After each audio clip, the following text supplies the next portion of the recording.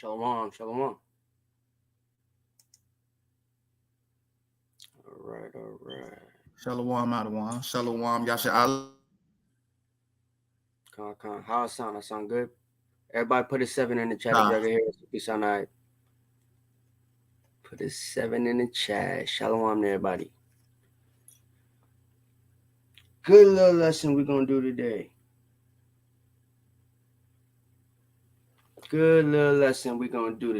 Y'all see the topic. Some stuff I found out I wanted to come bring to the table. You know what I'm saying? As far as since we've been talking about Christian doctrines and stuff like that for the last couple of weeks, you know, I found some information about Esau and the way America got started, and you know, the way that they don't like our doctrine, the way that they say, you know, we have racist aspects and all that type of stuff. Well, it's a known fact that the churches themselves, it's a known fact that the churches themselves used to operate off of, you know, that type of thing. So, I basically got a little bit of proof to it through some videos. Like we're gonna go through it. And as y'all watch the videos, y'all will kind of understand what I'm saying. All right. But we're gonna let a couple more people come in the building. Y'all hit the like button as y'all come in. Send these notifications out. We're gonna start.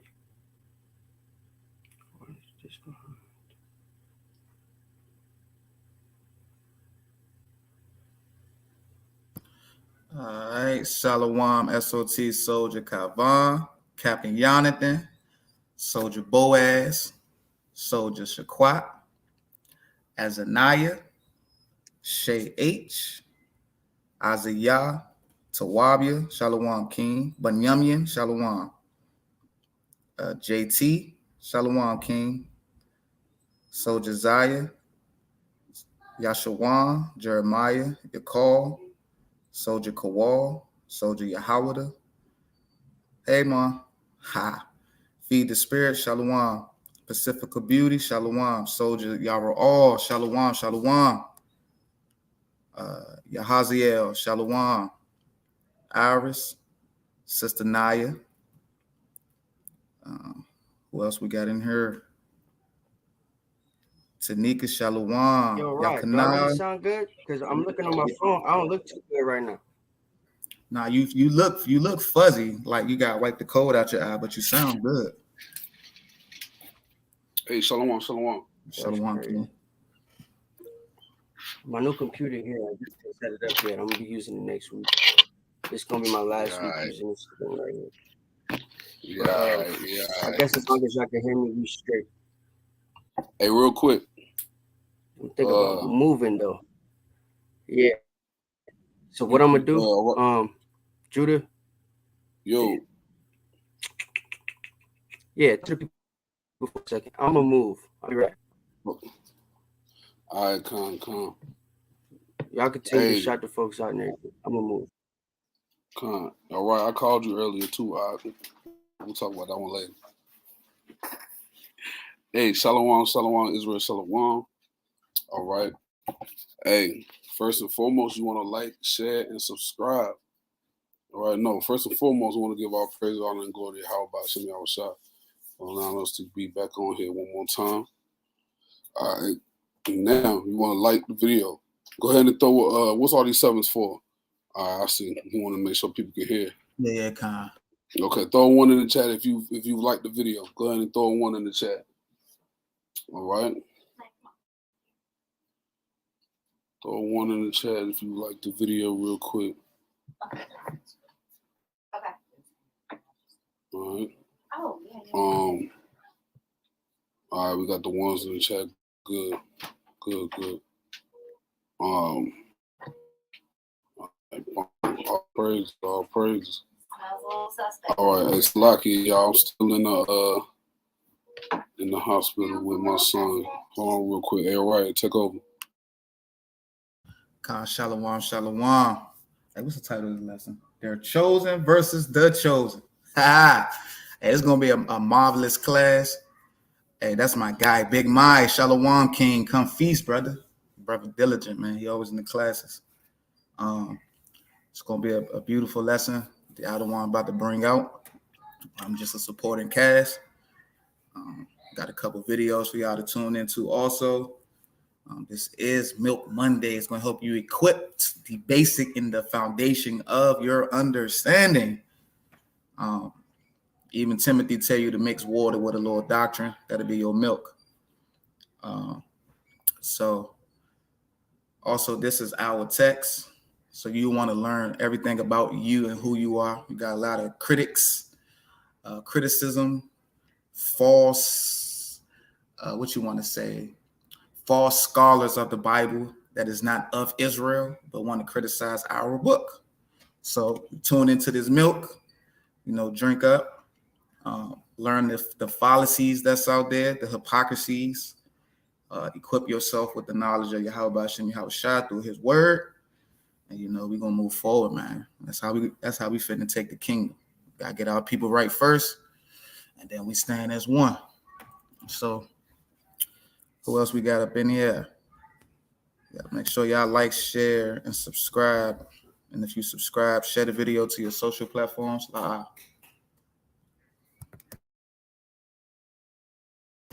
Make sure you share this to your social platforms because we are shadow banned. So the algorithm of our channel is off. Everyone does not get notifications. Make sure you got your Bible, KJV preferably, your Apocrypha if you have one. Get your pen and your notebook, get ready to take notes.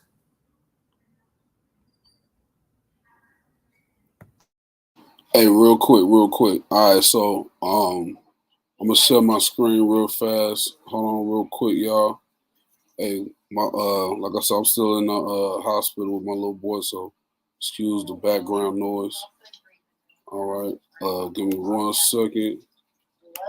I'm gonna share my screen. All right, Salaki. All right.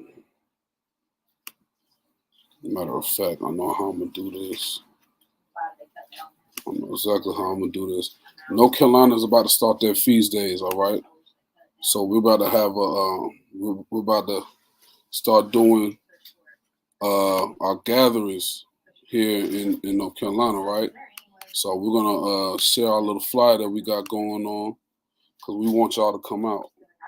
All right, we want y'all to come to the feast days. All right, so give me 1 second. Let me put this in here real quick. All right. Once again, excuse the background noise. All right. Hey man, y'all pray for us. Hopefully we out of here soon. All right. All right. Give me 1 second.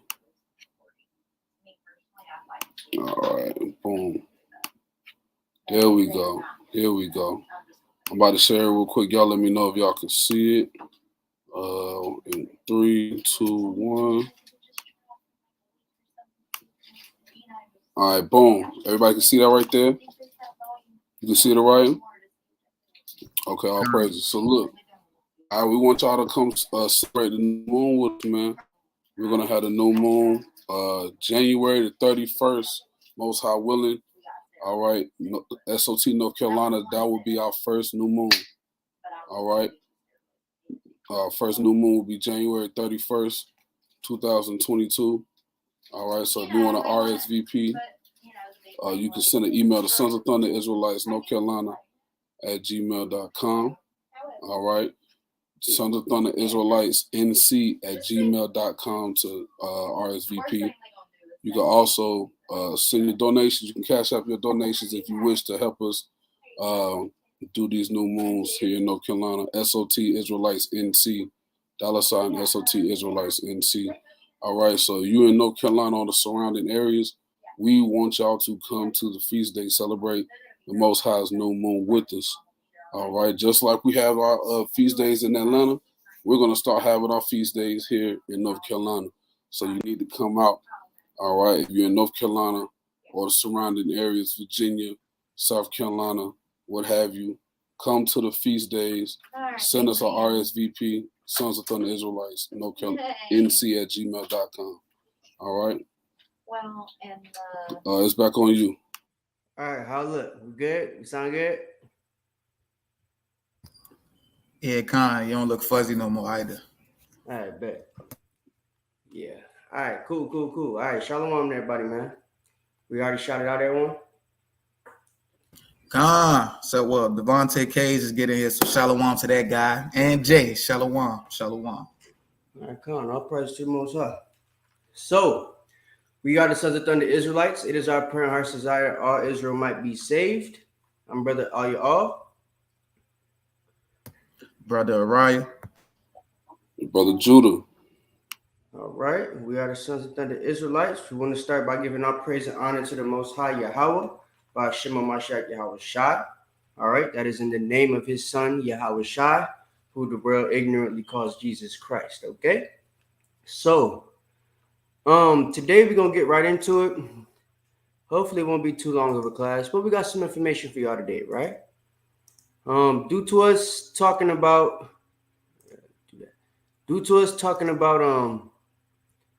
the Christian doctrines and everything that we got going on lately, right? How they were pimping the people. Figured now it's a good idea to get back on Esau, right? And what I found, there was a video that popped up on my YouTube feed over the weekend that was basically showing me something called the Christian identity movement, right? Put a 7 in the chat if you've ever heard of the Christian identity movement before. Okay? And then also put a 7 in the chat if you've ever heard of something called the serpent seed, because that whole that phrase, that doctrine, the serpent seed doctrine, that everybody that's not a so-called white man is the seed of the serpent, right? That comes from this Christian identity doctrine. Reason why is, basically, okay, so it seems like a lot of people probably haven't heard of it, right? So the Christian identity doctrine, what it is it's a doctrine where the so-called white man, Esau, the Edomites, right, the devil that the Bible speaks of, they've created a doctrine where they are the Israelites and America is Israel, right? So the nations that come to them in America, they're the nations that are under their subjection, and this is what it is. So it's important to note that America was founded off of this, right? And that this was actually an ideology that the Pilgrims held, and the video is going to prove that to us, right? So with that understanding, what the men are also going to let you know is something that, history, I guess, subliminally would explain to us. The KKK, or around the time that they were getting big in the 1920s and stuff like that, around the time of the Great Depression and everything, around the same time that Black Wall Street went down, right? These same people then started an ideology that got bigger, which was the Christian identity movement. Well, that's what they began to call it, right? And as it became more frowned upon to be a so-called racist in the United States after the Civil Rights Movement, there was a council that they had at a specific church that they're not going to mention in the video, and I haven't been able to find this council either. But the preacher there basically let it be known in the video that this council is where they decided to stop preaching the doctrine of the Christian identity and preach a more inclusive doctrine on love. And that's what everybody's stuck on now, right? So no matter if you're like an Israelite, one of our people, so-called Black, Hispanic, and Native American, that finds out you're the real chosen of the Bible, you're still going to be stuck on love. An example of that is if you saw the interview with Big Sean recently, right, on the Drink Champs, he mentioned how a lot of people been reposting it. He mentioned how he was talking to Kanye about us being the Israelites. But later on in that video, he also explained that his opinion is God is all love, which means even though he might understand that we Israelites, he still has no understanding of the Bible and the doctrine of the Bible and what the Bible is actually about, right? So this video is going to prove to us that Esau knows the true doctrine of the Bible. He understands the true doctrine of the Bible and even founded America based off of himself using the doctrine of the Bible and including himself as the people that the doctrine is for. But once those people rose up and ended up in a situation where, now we've supposedly got civil rights, we got a little bit more freedom than we had before. We got knowledgeable people, folks that could read. We're not an illiterate nation anymore in shackles and chains physically, right? Then it'd be in their best interest to change the doctrine. And that's what they did. And as you can see, there's still a sect of America that still kind of feels that that was the bad thing to do. You know what I'm saying? With the Trump election and everything that happened in the last couple of years, you see those type of people rising back up. These are the people that are still involved in that Christian identity movement. If you were to ask them, most of them are Christians, right? If they haven't become atheists and found out that we're the real people of the Bible. But most of them are Christians, and they have the identity thought that, to them as white Americans, they're the real Israelites. And that the dominion that the Most High is giving them over the earth, a man is going to basically explain this in the video, is what allows them to think that, right? So I just wanted to put this out there. Y'all hit the like button as y'all come in the building, please, Baba Kasha. Share the video, like the video, all that stuff. Subscribe if you have not subscribed to the channel yet. Okay. And so with that, I'm gonna go ahead and play it. Let me see. Yeah. I gotta zoom in. All right. So I got two videos. This is the first video. He's basically gonna just explain to you a little bit about the Christian identity movement. And there's gonna be certain things he's gonna say that I'm gonna prove to you, basically show that Esau's been trying to jack our identity from the jump, right? He always wanted the blessing that he gave up. So without further ado, let's get with the lesson. Their chosen versus ours. From the shores of beautiful Lake Coeur d'Alene in the heart of North Idaho, local, regional, national, and international guests discuss their topics on our forum, the North Idaho College Public Forum, with your host and moderator, political scientist, Tony Stewart. By your presentation. It was excellent. Thank you for being here tonight. And I'm equally pleased to also invite to the program Reverend Mike Bolton. And that's what I'm going to address, yet essentially in a secular and a political way. The religious experts, I'm going to defer to them in a more intimate context of what that means. Christian identity. Yeah. All right, what this Edomite is about to do, he's about to basically explain to you what Christian identity is, where it came from. And like I said, there's certain things he's going to explain that I just want to clear up right quick. All right? In the United States, sometime after the 1880s, it was popularized by a book written in England and came out at about the time that Darwin's Origin of Species came out, and was the more popular book in England, by the way. So if you know anything about Darwin's Origin of Species, this is the man who, came up with the Negroid, Caucasoid, Mongoloid thing, right? And basically said that due to the shape of the white man's head, they're the most superior people on the planet. Due to the shape of the black man's head, we're the least superior people on the planet. And the people that look like they have Down syndrome, because of their flatness of their head, they're more superior than we are, which don't make no damn sense at all. But that's Darwin, right? And it indicated, and it tried to explain why the... And I also want to make it clear that Darwin's from the 1800s, right? This, what he's going to say and where he's going to say that this so-called, identity, where it originally comes from and the time period it originally comes from, it's before, way, way, way before Darwin, right? It's in a time period actually where our people would have been in control. And there's a reason why it was called what it was called. But we're going to get to that in a second. Just listen to these. The British people were so wonderful at that point in history. I mean, if you looked at the world in the 1830s, the British were pretty successful people. They had areas entirely encompassing the globe that they had controlled, and they thought that was a pretty magnificent group of people. And there's some among them that wanted to have a biblical explanation of how wonderful they were. And they fashioned onto the idea that wherever in the Bible you found the word Israelites, what you were essentially talking about were the British people. And that this helped explain to the British people why they were so wonderful. As their international success declined through World War I and again in World War II, it became a less popular aspect of the religious beliefs of the British people and was swiftly imported to the United States. And it has taken on this idea of Christian identity, but it really hasn't changed any. And what essentially says is that wherever you read the word Israelite in the Old Testament, the New Testament, wherever you would find it, that you're to supplant the words white people, and that gives some political enlightenment and some. So did y'all hear that? He said wherever you hear the word Israelite, they were thought to implant the word white people, right? And he's explaining this British Israelism, as you would call it, right? So I want to go ahead and clear something up right quick. Today, we would think the British people would be white people, right? So whenever you hear British Israelism, you would think, okay, it's white people trying to make themselves, Israelites and stuff, right?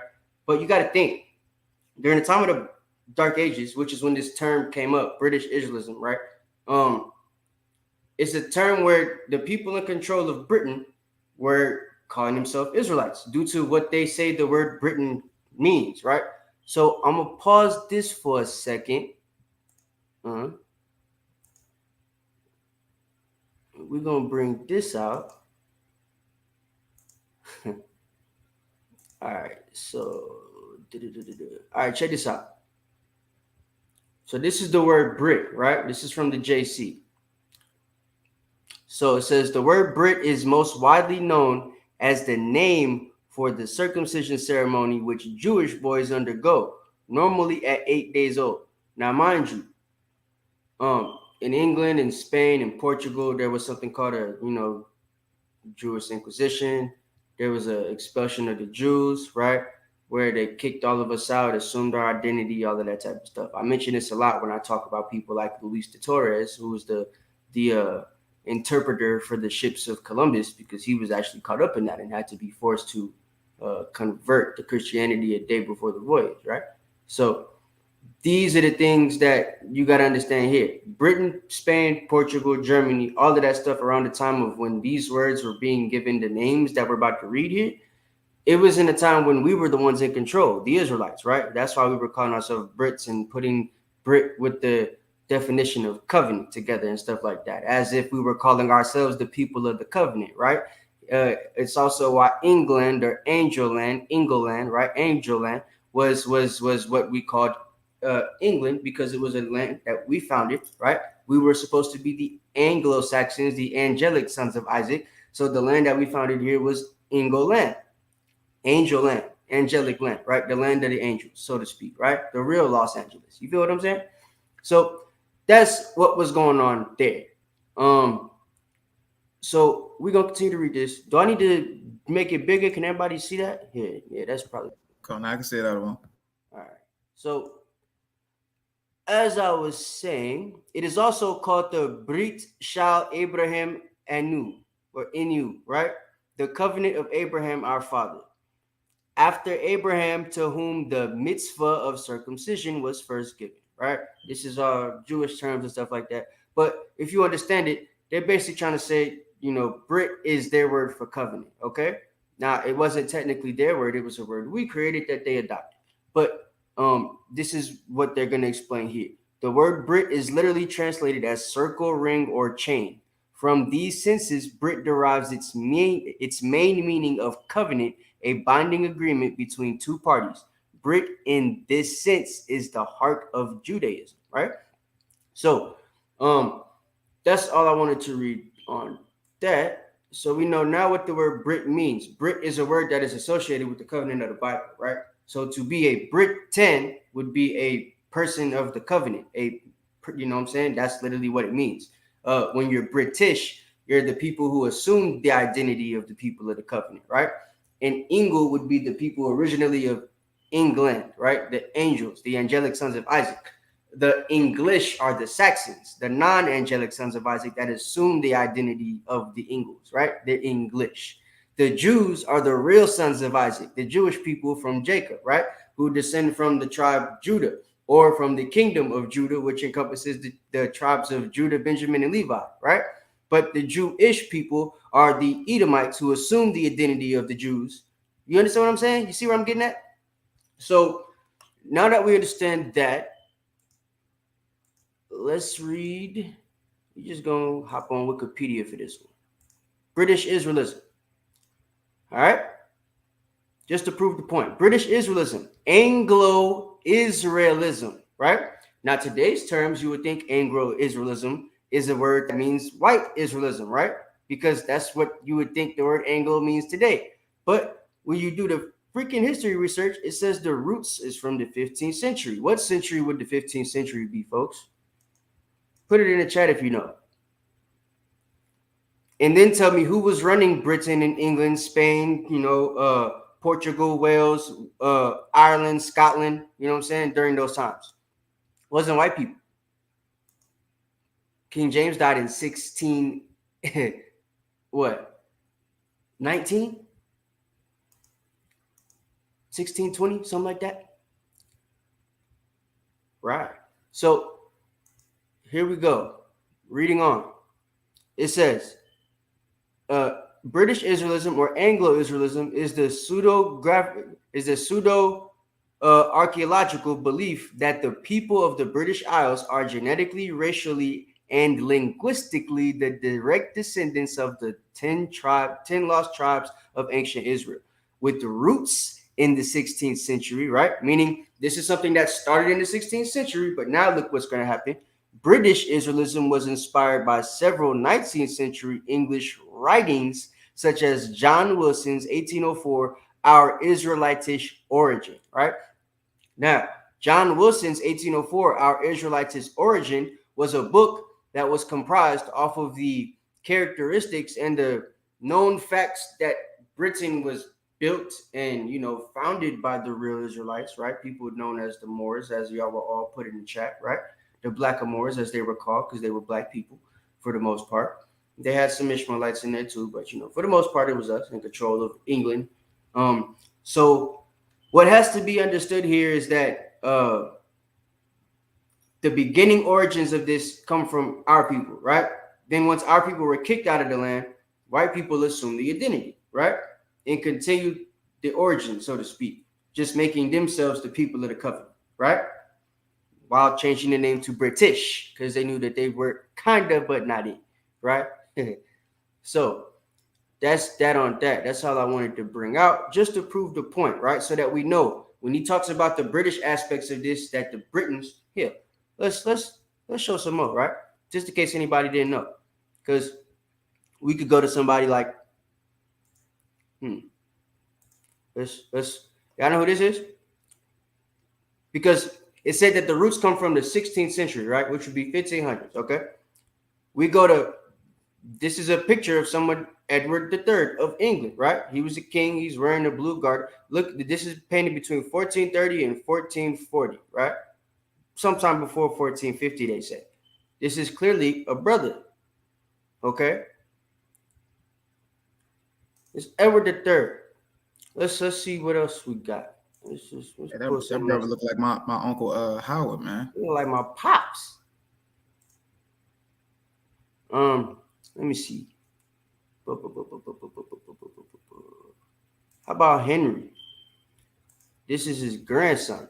Look at this nigga right here. I'm gonna pull this one up. This will be a better look at the picture. Look at this.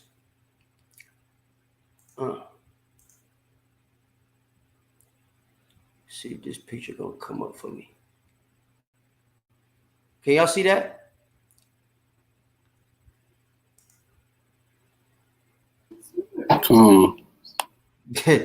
So the dude you saw in the picture, this is his grandson. Still a nigga, clearly. Still a brother, right? This is Henry IV of England, France, Navarre, Germany. He ran all of that. Scotland, Wales. Look who ran Scotland and Wales and England and all that stuff after him, right?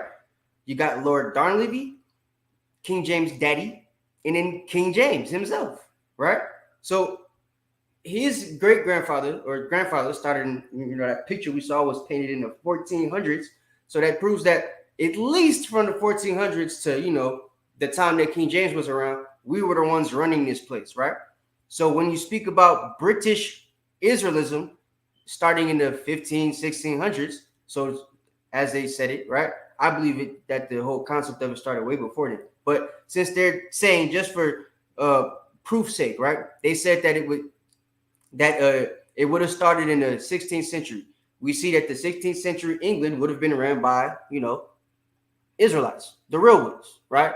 Not the pasty ones with the pale skin, but the brothers and the sisters, right? So that's Just a little bit of that for y'all, a little history there. We can get some more of that after the fact. But let's get back to Esau. Hit the like button if y'all haven't already. Share the video. The water. Religious enlightenment and a new and fresh, according to their beliefs, interpretation of the Bible. How that use has been put in the United States is a particularly negative one. And there's a huge amount of national suffering is caused by this weird and bizarre interpretation of biblical passages. This also come to us in a different. Now, the reason it's weird and bizarre is because this British Israelism was something that was binding an identity of a race to the identity of the people of the Bible. That wasn't weird back then because it was known back then that the people of the Bible come from a race of people. It's not a, spiritual thing like they would like you to think now. This video was made in the 90s, though. So, of course, they're already pushing the narrative that there's a spiritual Israel and everything. That's why your mom and daddy don't know what they're going on, right? Because it was people like, these are all Christian pastors on this panel. They don't believe in the Christian identity movement. They're just going to break it down to you why they don't believe in the Christian identity movement, and they're going to explain to you that little council that they had, right? So. Different fashion. It's interesting, and I'll just conclude it very shortly.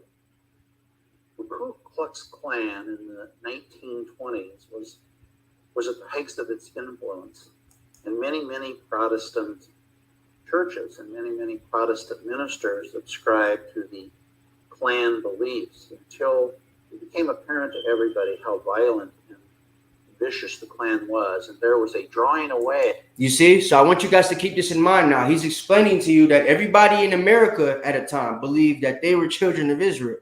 That's subliminally what he's telling you. And the next pastor that's going to speak is going to explain the same thing. And in the next video, those guys that still believe it are going to explain the same thing. So this identity that we've taken, right, that they understand comes with us knowing that we're a superior people over another people due to Deuteronomy 7 and 6 and other scriptures like it in the Bible, right? Which is why they felt like they were able to act like a superior over us. You understand what I'm saying? Because they believed that they were the people of the covenant that were supposed to uphold that covenant. That's what this is. So he's explaining to you that due to that being the case, everybody in America once felt this way. They all once felt that they were the children of Israel. They all once felt that they were the people of the covenant, that they were the top nation on the planet Earth.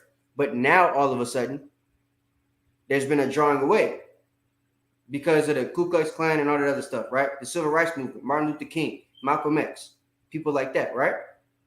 So now it doesn't look as nice to be, oh, I'm the children of Israel, this, that, and the third, which is why it doesn't look as nice when we do it. That was part of the COINTELPRO type of aspect of it, right? That was the plan. So that when we wake up, because this is in the 90s, it's going to be the 60s, 70s, 80s when they're having these councils that the next white man is talking about, where the Protestants, the damn Seventh-day Adventists, the Baptists, all these different types of Christian, right? They're all gonna, he's gonna lay it out for you. They're all gonna come to this idea that we don't want to be like the Klan. We're gonna teach love. So that means that there was a time when they all were not teaching love. They were all teaching, that they're superior, right? That the black people are slaves and stuff like that for a reason. That they're the serpent seed, the Canaanites, right? That's where that whole thing comes from. The water first tribe son for your generous donation. Right? So that's what we have to understand there. That means that they were once teaching that stuff. And that they were cool with it because they built the whole nation off of it. But when it became, if they find out they're the people, they're going to be trying to teach stuff against us. We need to flip this up. We need to make it about love so that when they find out they're the people, they're going to love us still. And bam. Ding. Okay. So listen to what he's saying. He's explaining it to you. This is the get down right here. This is the Crafty Council. From the Klan of the religious stalwarts in the various communities where they were popular, particularly the Protestant ministers. And the lesson that was learned there was that, from the Klan's point of view, is that you cannot afford politically to have a religion withdraw from you. So rather than have that happen, what essentially is that they've created their own religion. It is a racist religion. And so so he's telling you that they had to create their own religion afterwards, which is what they follow now, right? That whole whatever it is. But at a time, this thing that they followed before was just straight up Christianity. They were using the Bible. They were using everything that we use, right? The Apocrypha, that thing they took out, right? They were using to say that all the nations are nothing, right? All them second Ezra scriptures that we like that they don't like, Isaiah scriptures that we like that they don't like. They were using those. But then when it became, oh, well, they're the real people. So if they find out that that's who they are, because it seems like that's what's going on now. You know what I'm saying? They got them commandment keepers up there. You know, they got this Abba Bivens character. We don't need him to keep getting no more followers. Oh, nope. They got this One West thing over there in New York. What's that? We need to start teaching love, brothers. And that's what happened. He's going to break it down, all the way down. If you create your own religion, your religious leaders will never abandon you because you are your own religious leaders. And so we kind of have it from 2 points of view. And then that's also the aspect that they want people to think now, that we've now created our own religion, right? When we're just coming from the Bible. The same way they were coming from the Bible, only they were misguided because they're not actually those people. They don't have none of those curses that fit on them, right? That's why it didn't fit. It seemed racist when they were doing it because they were already above everybody. They put us in slavery, right? Makes more sense when we do it because the Bible is about, salvation coming to those people that the Bible is talking about. Y'all didn't need no salvation. So y'all are trying to be a people that you don't even need to be. You know what I'm saying? Nobody need to save y'all. Shalom a lot. So, this is what Esau's explaining to you all. He's explaining that they had our identity. They used it to get to the top. And once they benefited to the max capacity and knew that they were going to benefit, they switched the doctrine on us so that we couldn't benefit from it. And now it's hard to benefit from it. Because if it would have been the case that the word racist never existed, we would have no problem waking our people up. You know that? And that's basically what he's explaining. That's why the Christian identity movement basically came to a halt. Because the white folks, due to the KKK, started being looked at as racist and they pulled back. The next pastor that's going to talk is going to go more in depth and explain that the way they pulled back is they said, we're going to teach love. And then they sat down and had a freaking piece of paper where all the biggest pastors of each denomination came together at one church and they all signed it, like the damn Declaration of Independence. He's going to explain it. That's why they teach what they teach now. That's why the seminary schools teach what they teach now. It was a crafty council, literally. How this Christian identity movement has come to us in the 1990s. Let me follow up just a little bit. All right, so that's it on his take. Let's get to the Christian identity movement. And let me see. vicious group that we have here locally, and they're just, they're like Branch Davidians, essentially harmless people that gather themselves and have whatever quaint beliefs they might enjoy and practice. It is when you take this belief system that is antithetical to the religious teachings of mainstream religious. You see? So he's letting you know that it would be cool if people like us, right, the Israelites, the people who are in camps and everything like this, right? It would be dope if we were the type of people that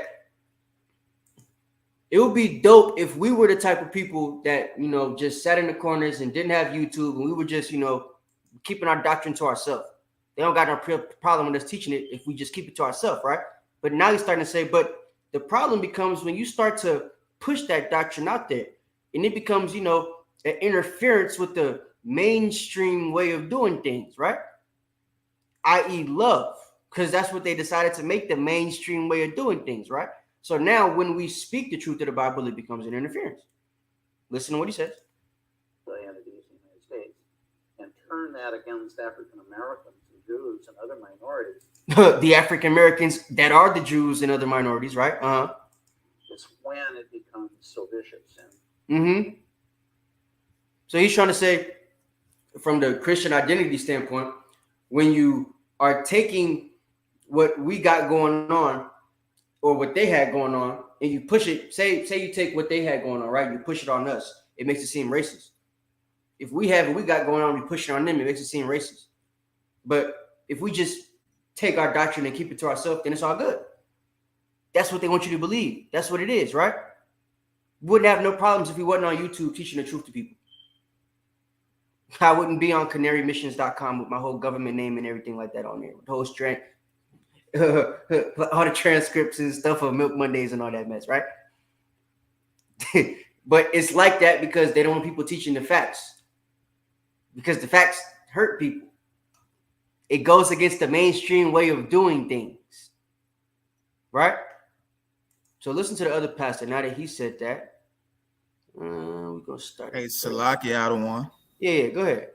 Man, Go. Precept on the point and what they're going to Edomite was just bringing out. Hey, can we get your precept and then get Psalm 83 right quick? Basically how, like you said, we was to just teach ourselves, stay in the corner and, not bring it out publicly. They won't have a problem. But the fact that we stand bold in the name of Christ and we teaching our people and telling the, so-called white man, he the devil the Bible speak of, it breeds content, right?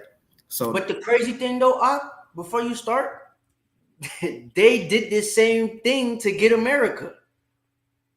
So they literally used a tactic, let's put them in slavery, even though they're in slavery already and they got to look up to us. We're going to be the Israelites too. Christian identity. Even though it was their identity, they're the real Christians. And we know this because of Britain. Right? But we're still going to assume the identity. And once it's gotten too far, we let them start a civil rights movement so that we can, get back cool with them so that if they ever were to move up, we wouldn't have an uprising and an overtaking of the slaves by us, right? Wouldn't have another Haiti on our hands. We don't want that. Oh, no. We got to teach these niggers love. There it is. And they're going to Genesis 25 when it say Esau was a cunning hunter. When you go into that word in Hebrew, say he knowledgeable on how to set a trap and kind of take his prey out. And that also confirms that he know the prophecy. He know he got a short time. So what they say in the church? The devil know the Bible too. Yeah, he know it turned to. They said the devil turned into an angel of light, man. Paul taught that. So real quick precept in Esther showing that the Edomite had this spirit always. Esther 3:8 and 9, and Haman said unto King Ahasuerus, there is a certain people scattered abroad and dispersed among their people in all provinces of thy kingdom, and their law are diverse from all people. Neither keep they to the king's laws. Therefore, it is not for the king's profit to suffer them. If it please the king, let it be written that they may be destroyed, and I will pay 10,000 talents of silver to their hands of those that have the charge of the business to bring it into the king's treasure. So that's what they do even unto this day. They pay money to destroy you. They rather kill you, they shoot you on the streets. Whatever it is to stop this movement and prove the Black, Hispanics, and Native Americans are the true Israelites, the biblical Israelites. They taking that measures. I get. Somebody get Psalm 83 from me, right? Because this is what we gotta understand. This whole thing, the next guy about to explain it. I want y'all to really listen to what the next dude about to say, because he's gonna break it down. He's gonna tell you about the council. He's not gonna tell you the name, so you can't go look it up. He gonna say Pastor Rogers, but he's not gonna give the pastor first name, and it's like a million damn Catholic Pastor Rogers when you Google him, so you don't know which one is being talked about, and you don't have the year of when this council happened, so you can't really look it up to find out exactly which council they're speaking of. But it's something that happened between the 1950s and the 1970s. A council that they had at a church. He said the church in a whisper, so you can't really find out what the church is, even when you put the damn closed caption on the screen. So they were pretty good at still not giving too much information on what was going on, but they still let you know that there was a crafty council and that they came up with this and decided to stop teaching that the Christian identity is that these white people are the Israelites, and that, we're all just Christians. We all can get along, kumbaya. We all love everybody. God is love, right? So that wouldn't be no more civil rights. Wouldn't be no uprising of the Blacks, Hispanics, and Native Americans in America.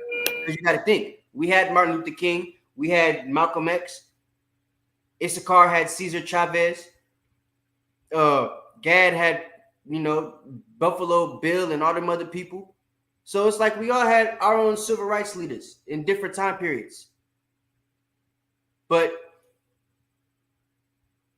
they all led us to the same conclusion, that we were the chosen people, right? So they had to come up with something that was going to stop that in its tracks. Love. If they're the chosen people and we already got them mentally destroyed, even if they're the chosen people and we teach them to love us, we'll never have a problem with them thinking that they're the chosen people. And that's the situation we're in now. All the celebrities are teaching we're the Israelites. Oh, yeah, we got this great knowledge. We're the people that got, oh, yeah. We're the tribes of Judah, the 12 tribes of Judah. They don't even know what the hell they're saying. But that's it. They don't need to know what they're saying because it's still all about love. The history don't matter. The facts don't mean nothing, right? So let's let Esau tell you why. Go ahead and read that psalm right quick. Psalms 83 from the top. Keep not thy silence, O God. Hold not thy peace, and be not still, O God. For lo, thy enemies make a tumult, and they that hate thee have lifted up the head. They have taken crafty counsel against thy people, and consulted against thy hidden ones. Mm-hmm. They consulted against the hidden ones, take crafty counsel, right? He's going to explain the crafty counsel. They said what? They have said, come, and let us cut them off from being a nation. Mm-hmm. That the name of Israel may be no more in remembrance. Right. With our people and theirs. We no longer going to teach that we the Israelites. If anybody of our white nation teach that, we're going to condemn them unless they call to be Jews. Unless they the Jewish people, right? Hell, it's even going to be a sect of us at the church that stop teaching that they're the real chosen people of God. But then we're just going to teach it's all love. So that whoever the real Jews are, if they find out, it still won't mean a damn thing. Because they just going to love whoever took their identity anyway. Right? Crafty counsel. Clap it up for Esau. He did good. Right? And claims to be Christian. And I think that it's very important for those that have a different vision of Christianity to say so. Can y'all hear him? You sound low as hell. Yeah, he kind of low. I can't turn it up no more. I'm sorry. Y'all going to have to listen to him. There was a gathering in which some of the churches wanted to learn about the Christian identity movement. And at that gathering, a number of people signed a statement. This statement that was available, it was at St. Pius after church. It says, we believe that every human being is created in God's image. Okay, it sounded like he said St. Pius Church. But he didn't give a year. But listen to what he's saying. As Father Roger said, that God's love is freely offered to every person, and that it is contradictory to biblical belief to use the name of Jesus Christ to advocate either racial superiority or the deliberate mistreatment of any person. And so they're saying that it's against the Bible to speak on race, right, in any way, shape, or form. Okay. Well, yeah, so he said that as far as race is concerned, it's against the Bible if you're using race in a way to either distinguish some type of superiority over people or to prove that you're superior over people, right? Which the Bible teaches that there's a certain people that, give me Deuteronomy 7:6. Because this is supposed to be a Christian pastor, right? And the guy next to him is a Catholic minister, Catholic priest, whatever the hell they call him, right? So you got the Catholic dude that like little boys, and you got the Christian that like little girls. And they came together and they're teaching that,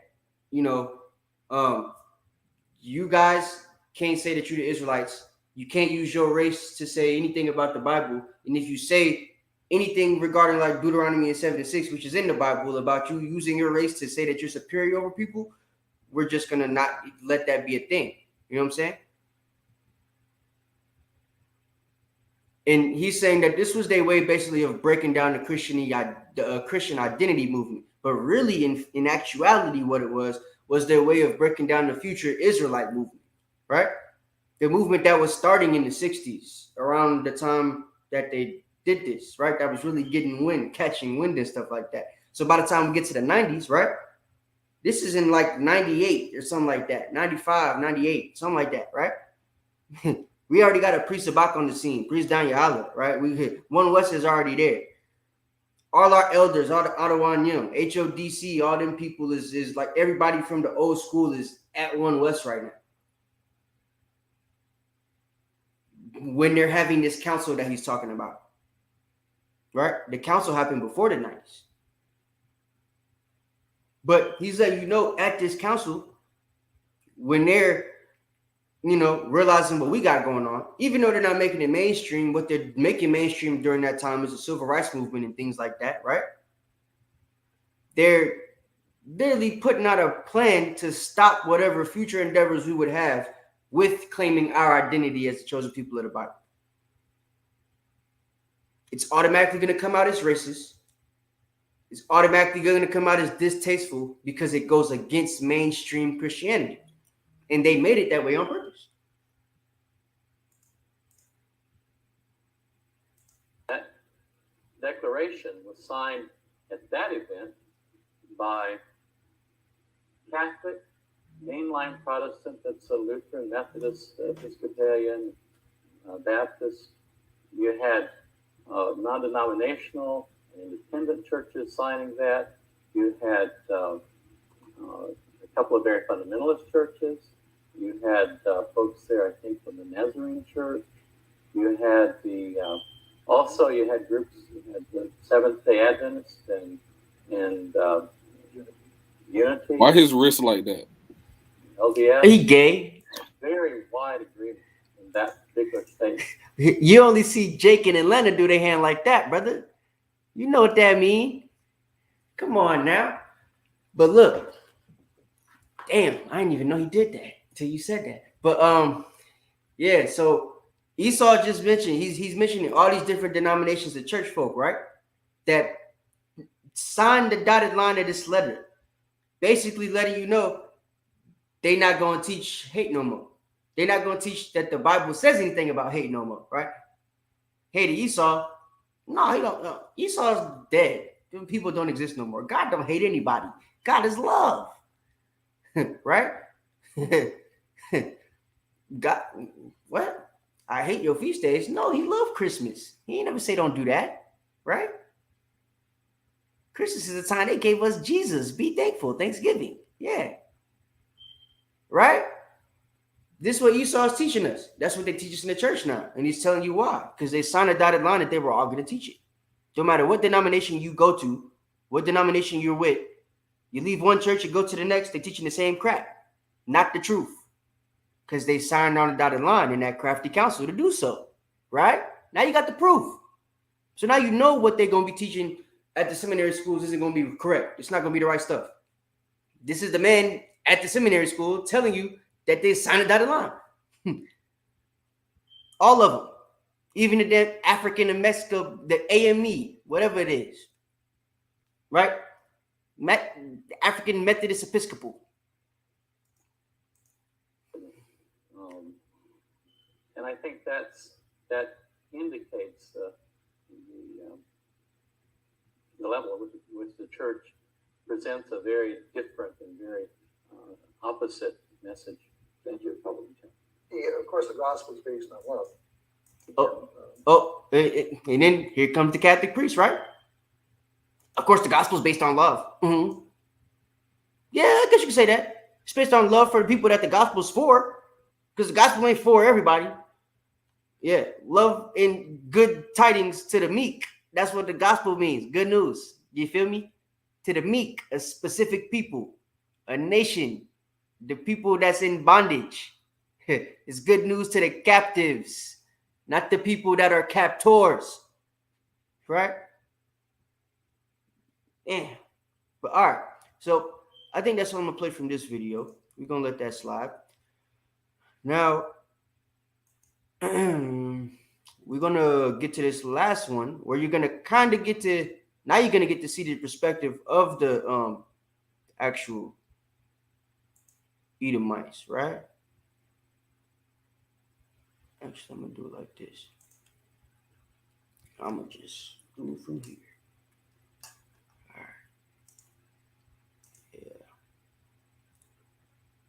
All right.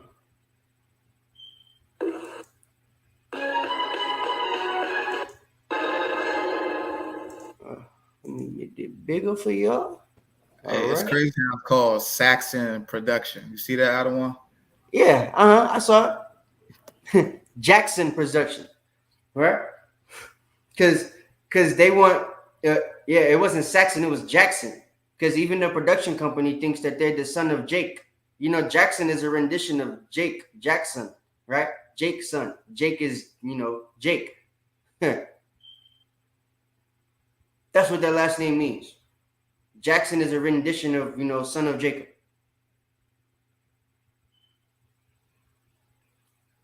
Esau still trying to steal it. You put the X in the middle to prove he's a Saxon, right? Nothing angelic about his behind. Freedom is the desire of every people, but freedom requires a people but our enemies. All right, I'm gonna start here because I want them to talk about Thomas Jefferson, right? I want y'all to hear what they say about Thomas in the beginning with the Pilgrims and why they even came to America in the first place, right? It's gonna let you know basically what the white man before with the whole British concept and why they came to America and stuff that he was talking about is fact. Because now you're gonna see from a totally different video from a totally different group of people, a totally different group of pastors, right?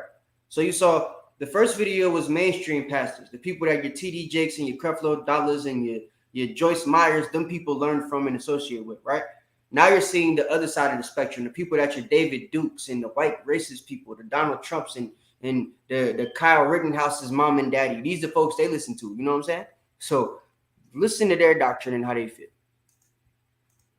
Chop away at our freedoms for perceived financial prosperity and security. And y'all hit the like button as y'all come in the building, share the video at the water. They are taught to avoid all battles and confrontations with governments and to look down upon those who would stand up for freedom.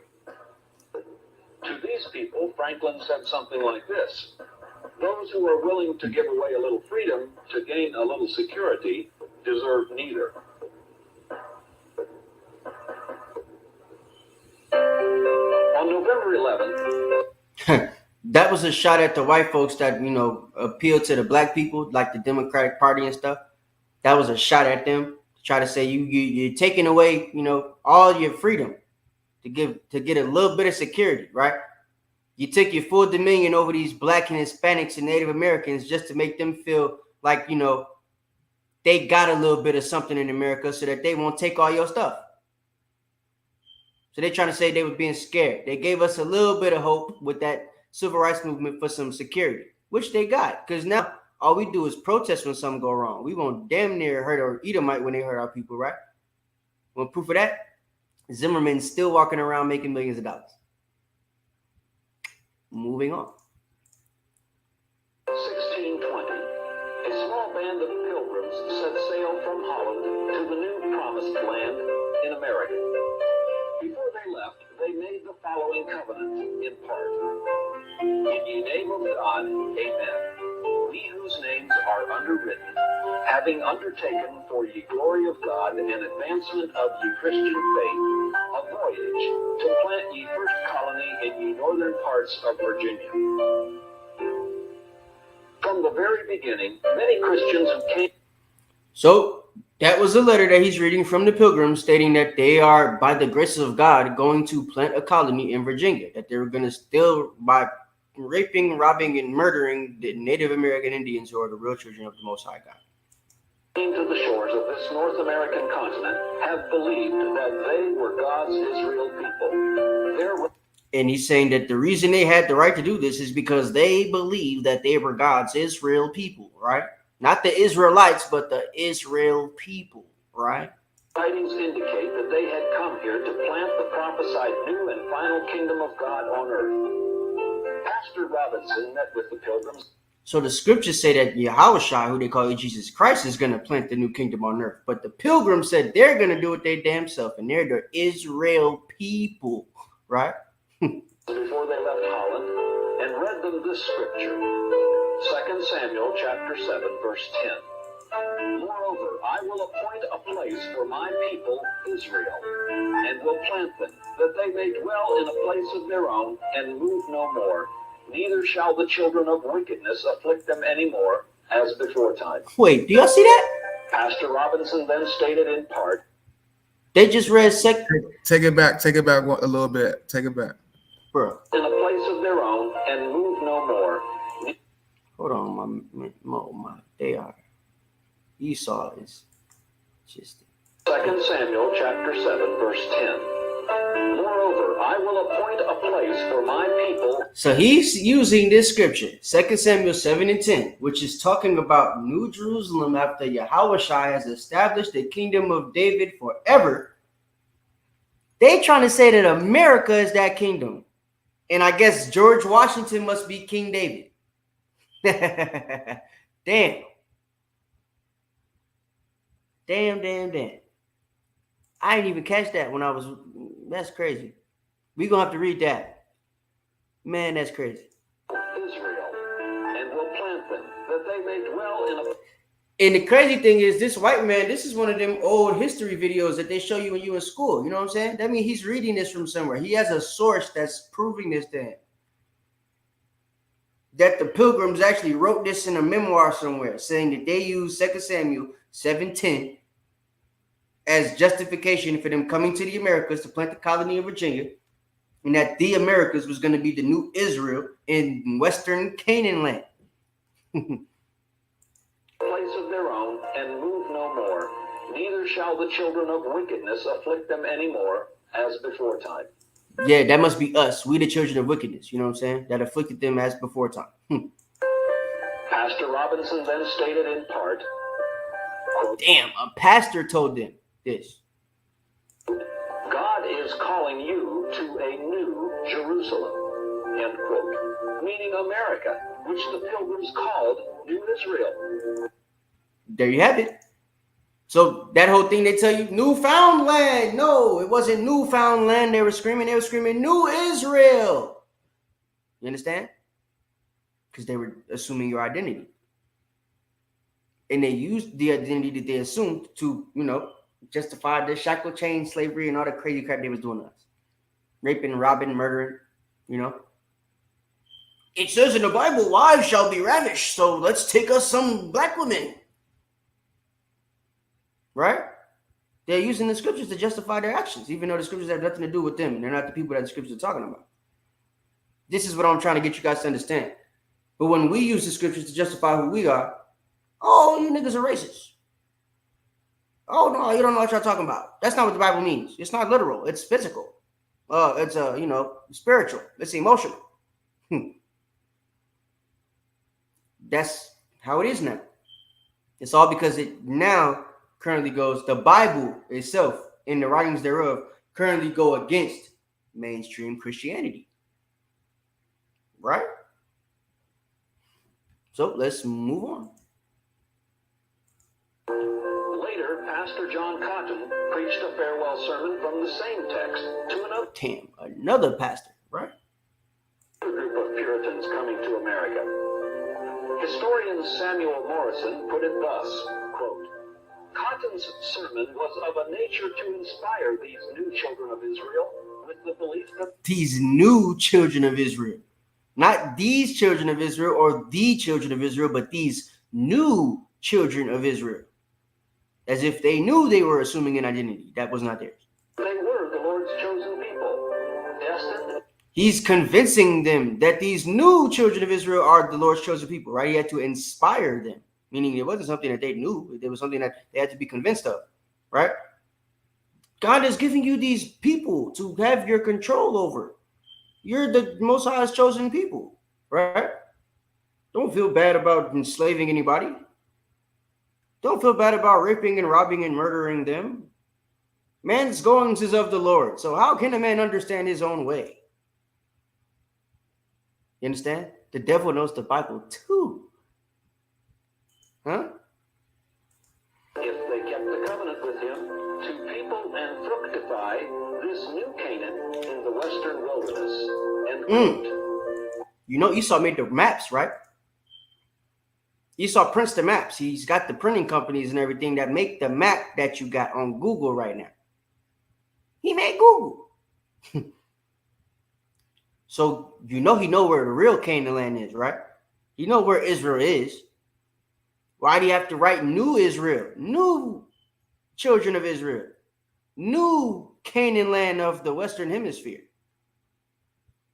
Because they know that they're assuming identity. They know that they're about to steal something from a people, act like the people that they're stealing that stuff from. And then when they've used up all of the glory from that stolen identity, they're going to reclaim their identity while still not giving us ours back, because they're going to give our identity to a sect of their people for the entirety of their time on this nation in the captain seat till Yahushua come back. And they're going to constantly make it seem like we crazy for calling ourselves the children of Israel. And for the sect of us that do become believable and actually get the facts and the knowledge to prove that we're the children of Israel, we're just going to seem racist because it goes against mainstream Christianity. Do you see the crafty council now? Hence, their chosen versus ours. Their chosen got to live out their right as the chosen people and get to do whatever the hell they wanted with dominion over the earth. And they're going to prove it because the next guy's going to say something about it. But the real chosen people don't get to do that right now, which we're not supposed to because we got to wait on Yahushua anyway. But the point is, this is their crafty counsel because, of course, they don't believe Yahushua is going to come and save us anyway. They think they're forever going to be able to keep 1/3 of us from waking up, right? Right now, the whole thing is let's kill enough of them so that 1/3 of them can't ever wake up. Let's just kill them. Let's let them kill themselves. They can't wake up if they're singing Lil Durk songs all day. Hey, Con. Then they try to make it an offensive term. You see, so-called Black Hispanic Native Americans say, "Hey, we the children of Israel." What?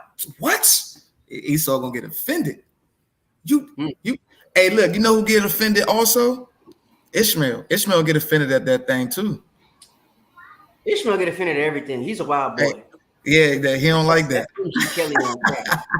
Hey, look. Once you go on the streets and you prove that God don't love everybody and there's a chosen people, after you slice and dice that up and they can't get around that no more, then it's like, okay, well, yeah, that's a chosen people, but it ain't you. It cannot be you. It ain't me either, but it damn sure ain't you, nigga. Yeah, nah, you chosen. Jesus was Middle Eastern. They gonna get a chosen seed to Ishmael. They rather be them than us. You know? Hey, wait till SOTNC videos come out. You gonna see Edom might say that Yahushua is yellow. Anybody yellow. but a black man. Oh, wow. Yellow like the screen right here. Hey, they said burnt brass was yellow. Well, I'm gonna let that come out. All right. Well, back to the program. Knowing that they were Israelites, Whoa! Now they know that they is. What the hell? How you had to be inspired first? Now you're knowing that you're Israelites. That's crazy. So now they believe it apparently, right? Once they got to Virginia, now they believe it. Okay, we here. We must be the Israelites. Ain't no sand here, no deserts, but this is definitely Israel, guys. And God's giving us some Africans to play with. Yes, sir. And Salakia, before you play the video out of one, that's why you probably got some of these bug outs thinking Israel is on this side of the damn map. Oh, I was gonna say that. Thank you. The water. Yeah, facts. So look, the Dane Calloway bug outs and the slave trade never happened, idiots. You guys. Everybody's an Indian, Turtle Land and what they call this place? Turtle Island, right? You idiots don't even realize your whole doctrine come from these crackers right here. These Puritan people that thought they were the children of Israel that wanted to make up a new Canaan land in the Western Hemisphere. Y'all got that from them. You know what no damn native talking about no turtles, right? We didn't call this place Turtle Island. No, we didn't. Never that. That was a name given to it by white men for certain things I ain't gonna talk about in this video. Had nothing to do with natives though. Right? Do your history on Turtle Island in the name, where it comes from. Nothing to do with that. This is a doctrine that comes from Esau. slave trade never happened. Why is that? Why did they have to make that part of doctrine? Because if the slave trade never happened, you can't look in the Bible and say these are the people of the Bible. Because they realized they brought themselves on the damn slave ship to America. They weren't taken there as slaves. Ding, ding, ding. Yeah, so the water for that, huh? That was a good point. Back to the program. Now that they know they're Israelites. Early Christians in America believed that the Bible laws of Israel in the Old Testament were to be their laws, not only for family and church government, but for civil government too. Hence why we have the church and state, but the state has certain principles as the church, right? They even called it the judicial system. Why'd they do that? Because they thought they were the damn Jews. No, well, not thought. They were assuming the identity, right? They were inspired by pastors like Cotton and that other dude, right? So this is what he's proving to you. Now you're seeing everything lay out. The dots are connecting, right? Judicial system. He's even going to say they start practicing the Sabbath. Why they don't do that now? How is it that they knew? Because you got to wonder, right?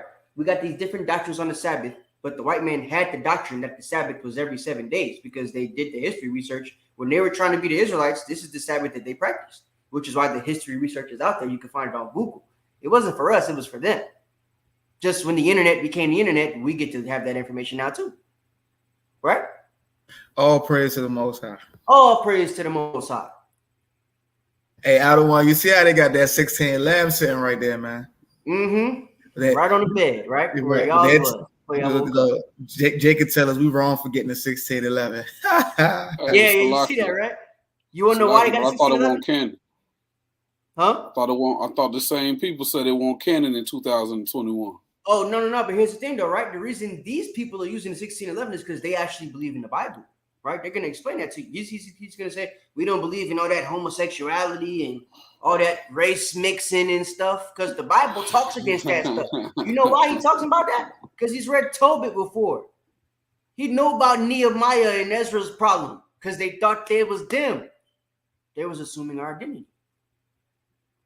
They were really trying to be us. So now when we try to be us, we're wrong for it, right?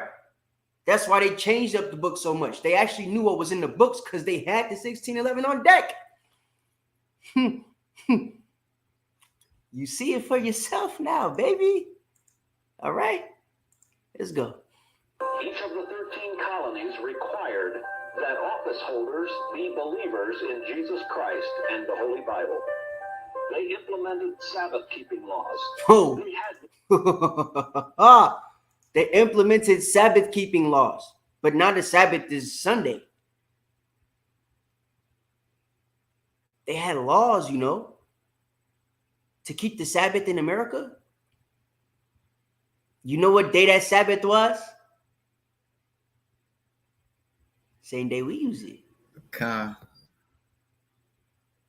That's why the 7-day Adventists, who the white man told you in the last video was part of that Crafty council, that's why they used the same type of Sabbath, because it was once, law. And you see how they said that you couldn't even assume office in the government unless you profess Jesus Christ and keep these Sabbath day. Hey, look, that makes sense on why every time they get in the office, they got the Bible. Yeah, they put your hand on the Bible, even though they swing. Man, before it meant something to them because they were assuming the identity of the Israelites. Now it really don't make sense for them to have a Bible, but they've kept it. They've just upheld their traditions. Go ahead, Al. Now I was just saying, just seeing the formation of America and the things or the steps they take to do it. It just makes sense. This is just all clarity. To deny this, the Most High had to keep a veil over your understanding. To not see this, and this is historically sound, you just blind in the heart, brother. It just we can't do nothing about that with you. I bet you not one of them Christian Israelites on Clubhouse gonna believe any of this stuff, even though it's coming from the white man. Ain't not one Negro spoken none of these videos, but everything that's being said lines up with everything we teach. It's a lot. What's up? Replos 323 says, "Do you guys believe in Paul? If so, he is needed for salvation." Are you saying Yahweh Shai is needed for salvation, or Paul? Just type your answer in the chat. We're gonna keep going. Hold on, Salakia. For one, we believe in God through Christ. Yeah. Paul is a witness Paul, though. of Paul's that a brother, faith. you know what I'm Yeah, saying? but you don't put your faith Paul. in. He said you believe in Paul. No, we believe in God through Christ. Yeah. But Paul is a witness of that same testimony. So yes, we adhere to Paul. Right. Paul is not taught needed you to have faith and keep the law, man. Mm-hmm. Yeah, Paul is not needed for salvation. Paul cannot give salvation to a damn person. That's right. Paul was seeking salvation and was teaching how to get salvation from the person that taught him how to seek salvation, which was Hamashiach Yahweh Shai. That's right, everyone. Who you people, I would assume you're probably an Edomite, would call Jesus Christ, right? So that's that. We do believe in Paul, but Paul's not who, the heathen would want to make him out to be. Paul was just another brother from the tribe of Benjamin, the Hebrew of Hebrews, that was teaching the Hebrews how to be Hebrews again and keep the law that was given to them. All right, back to the video. He asked some stupid questions now. Let's keep going. We ain't responding to him no more. Go ahead. Let's get it. But required restitution. On occasion, they used exile. They incorporated God's laws, statutes, and judgments into their earliest documents. These early Christian Israelites obeyed the laws of God. Damn, he just came out and said that, John. These early Christian Israelites, man. Concerning other races and religions. Look at his tie. So disrespectful. Couldn't even straighten his, man. They were not multicultural or pluralistic, but rather separatists. They welcomed to the shores of America only those who... So when we're separatists, it's a bad thing now. But he's telling you that that's who the hell those people were when they came here. He about to explain when they came to the shores of America, they wanted to separate themselves from all the heathen people. So that's why they did what they did to the freaking natives, right? And Salakia. They were separatists. And because they implemented this severity or this separation, shows why our people went through the segregation period and the Emmett thing and things like that. Mm-hmm. The low-level Edomites didn't understand why they was moving the way they moved, but those so-called forefathers of the country implemented this way of thinking. Hey, man, this thing, man, teach out of one. Salah. Would be self-sufficient, who would learn to speak the common language, and who would worship God through Jesus Christ and the Holy Christian Bible. Other religions were considered false and were not welcome. Damn. So at a time in America, you couldn't be a Jewish man because the Christian was the real Jew. That's why they're showing you this. Those Christians like David Duke, they know that these Jewish people are fake Jews. They wanted the Christian to be the identity of the Israelites. That's what they're trying to explain to you here. See? They didn't want to be called Jews because that name, that word associates you with black people. That's what Hitler found out. Why Hitler did what he did. Right? We brought that out before. Same knowledge, same people, right? So same thing. But he's saying it was a step further than that. Before Hitler, the whole nation had the thought of Hitler. You can't be of another religion. You got to be a Christian Israelite. So all your slave masters believed this. Everybody that was high in society believed this. So when the slaves are wonder why the slaves had to speak in code when they're singing their slave songs. Know why the master would give us a slave Bible and take things out of it and not teach none but one pusher how to read it and teach the other people? Slaves obey your masters. They knew the Bible. They were reading it, trying to assume their identity, trying to make themselves out to be the people that they're reading about in the book. Once they find out it's us or realize it's us or remember, oh yeah, it's us, we can't teach them misread. They like to read because they're going to realize it's them. Then we got to get them a slave Bible. We got to make sure these pushers only learn so much of the Bible so they can only teach them so much of the Bible. Once our people caught on to that, we got to sing our songs for salvation in code now. Because master think he us. Right? So moving on. America was in her Christian God, manifested through her churches. So the strength of America, as you see, the reason why there's so many damn churches in America is because that's what it was built off of. A lot of these churches you got in the South, the Bible Belt, they was built in the 1800s. You know that? A lot of these are old churches that have been rebuilt over and over and over again, remodeled and stuff. But the original foundation is from 1800s.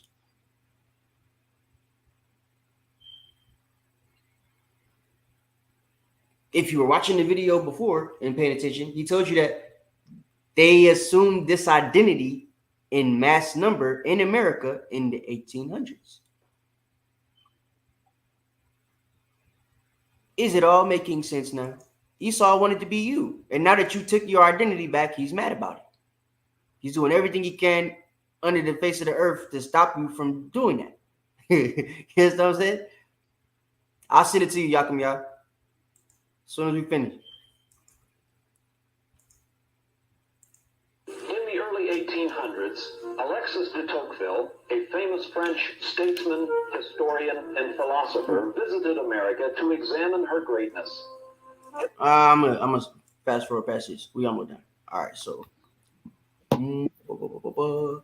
now let's hear it from the mouth of the pastors themselves. And that we are taught this in our schools, we are taught this by the government, we are taught this by the churches. What are we talking? That they have been taught that it was the white man who ecologically destroyed the earth. It was the white. Wait, is that wrong? Did the white man not ecologically destroy the earth? Okay. Man who has harvested all of the wealth of the earth. Wait, hold up. Did the white man harvest all of the wealth in the earth damn near? Didn't they just steal all that junk? And it said, when he not still until he had enough, O Esau, how thou sought out. That is what it says. Okay. Has wasted it. and has wasted it, right? Till he had enough. He would not. Yep. It was a white man who has suppressed all of the other peoples. Oh, and well, we got real Israelites. What's going on with us, right? We got the Southern Poverty Law Center. We got the Anti-Defamation League. We got all these the damn Canary missions now. We got all these different websites trying to shut brothers down. You got YouTube, you got Facebook, you got Instagram, all censoring stuff. Can't even call the people by their actual nationality anymore without the whole damn video being shadow banned. Right? But he's saying we're being taught this stuff and it's wrong. No, and nobody's teaching us this stuff too. We're learning this stuff on our own. The schools ain't never teach us the white man destroyed the earth. The schools taught us Alexander was great. The schools taught us that Einstein was a mastermind. Right? The schools taught us George Washington was a president, not a slave master. So they didn't teach us all the stuff that he's trying to say they taught us, right? He's trying to make it seem like the government just demonizes the white man. No, the government is the white man. On earth. And that we are taught this in our schools, we are taught this by the government, we are taught this by the churches. In order to know where we are going as a people, we have to know who we are. We have to know where we have been. And that's what he wants the white people to really remember, right? We have to know who we are. We have to know where we've been. He wants you to say, remember, y'all were the Romans and the Macedonians, right? You took over Athens from the Minoans, and you destroyed China and Japan. You know what I'm saying? Attila the Hun. You was, you was Mussolini. You was Hitler. You was Stalin, right? Remember who we are, where we've been. He wants you to remember dominance, right? That's what he wants them to remember. So that when we get into the stage that we're in right now, where we're remembering how dominant we were as a people, we're remembering things like the Dark Ages, remembering the Maccabees, remembering the Israelites, period. The whole kingdom of King David, the whole kingdom of Solomon. the mighty men of Israel, right? We learning about that history again. We putting the pieces together. So he's trying to say they need to be strong. We trying to say we need to be strong. And in the middle is mainstream Christianity. You feel me? They're chosen versus our chosen. The problem is their chosen is working with mainstream Christianity. You see? All to stop the real chosen's name from being no more in remembrance. Crafty counsel. But it gets better. You cannot go forward until you know where you've been. And I have to agree with that. And I think, and they're trying to lift themselves out of that hole. And I have to say that what we're seeing is No, I don't think it was him. Hold on. something that is more than an economic phenomenon. No. It's one Edomite. This dude right here. He the realest one. Not him. Eventually, they would have to face that enemy. And today, King Cul-de-sac that's going to come up next. Refuses to fight for the New World Order. And I think they are deeply wounded. And I praise God for it. There we go. King Cul-de-sac himself. All right. I want y'all to listen to him. He's smart. Our race is being deceived today. And I care. Yes, the hell it is. Your race been deceived for a very, very long time. Right? But the deception that he's thinking about is still strong deception because he's even deceived while he's talking. You feel what I'm saying? He's not going to realize everything he's talking about is still him being in full deception. You understand me? Because he's going to speak as if he's the children of Israel. He's not even Jewish. He's just straight Christian. You know what I'm saying? You know, David Barley with the cul-de-sac. That's it. About my race. They know that politicians are lying to them, saying one thing and doing another. They're angry today because their values, their standard of living is being taken from them. That's being changed, is being transformed. And we're being labeled today as hate mongers because we. Now he's saying that white people are mad because their standard of living is being changed and all that type of stuff. But what's really happening is the Israelites are in spiritual Egypt, right? And we're increasing as the Bible said we would do. Don't it say that in Isaiah? Let me find it.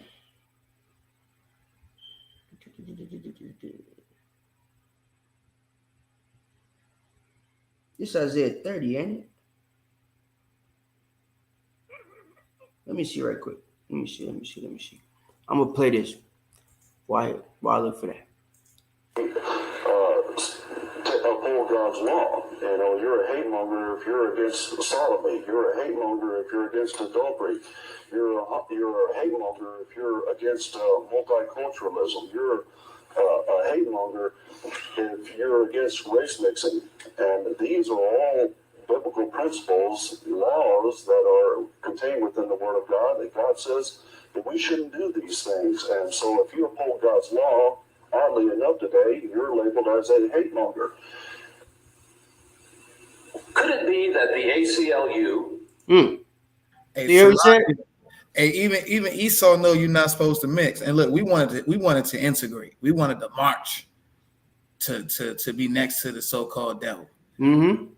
And I want to read this right quick before we expound on what Esau just said, right? About, you know, not being a homosexual because it's against the Bible, not doing the race mixing thing and all that type of stuff, right? But I wanted to touch on the first thing he said, right? Because he said that white people are getting mad. All them Trump supporters and everything you see, the Dylan Rittenhouses and stuff, or whatever the dude name is, Kyle Rittenhouse, whatever, right? The Dylan Roots of the world, all them people. Those folks are in a situation where he's saying they mad because they once were able to feel like they were the Israelites and now they can't. Because the real Israelites are rising up. They're taking jobs and all that type of stuff, standard of livings that they can have. You know, these black folks making millions of dollars now, right? What they don't understand is this is happening right now, right? Jeremiah chapter 3, verse 16. And it shall come to pass when ye be multiplied and increase in the land in those days, saith the Lord, they shall no more say, you see, we being increased in the land. What happened when we were in Israel? I mean, in Egypt back in the day, before we had the Exodus, before we left Egypt, we increased. we increased, right? Come. What Jeremiah 16? Let me go there right quick, because another thing that Edomites don't understand, I shouldn't have said. Another thing that the white man don't understand is that the land of the north that he calls, his promised land, his new Israel, as he called it, right? The Canaan land of the west. This is the place that the Israelites are supposed to be saved from, right? We go to Jeremiah 16. It says, where I want to start at. We'll just start at 14. No, 13. It says, therefore will I cast you out of this land into a land that ye know not. So if it was talking about them, right? They didn't get cast into a land that they know not. They went ahead and sailed right on over here on their own, admission. On their own ability. They was able to sail over here, right? So they weren't cast anywhere, but we were, right? We were taking on the slave ship as bondmen and bondwomen and sold to our enemies, and no man saved us, right? So reading on, it says, therefore, behold, the days come, saith the Lord, that it shall no more be said, the Lord, let me go back 13. Salaki. Therefore will I cast you out of the land into a land that ye know not, neither ye nor your fathers, and there shall ye serve other gods day and night, where I will not show you favor, right? That's what's been happening to us. It didn't happen to them. They didn't serve any gods that were from us. We didn't have them serving no damn African gods from West Africa. But they damn sure had us serving Edomite Jesus, right? That's not biblical, not a biblical rendition, interpretation, or anything like that of what the scriptures say he looks like. But they had us worshiping him, right? Even call that person God now at this point. Forget the Tetragrammaton, Yahweh and Yahweh and all of that, right?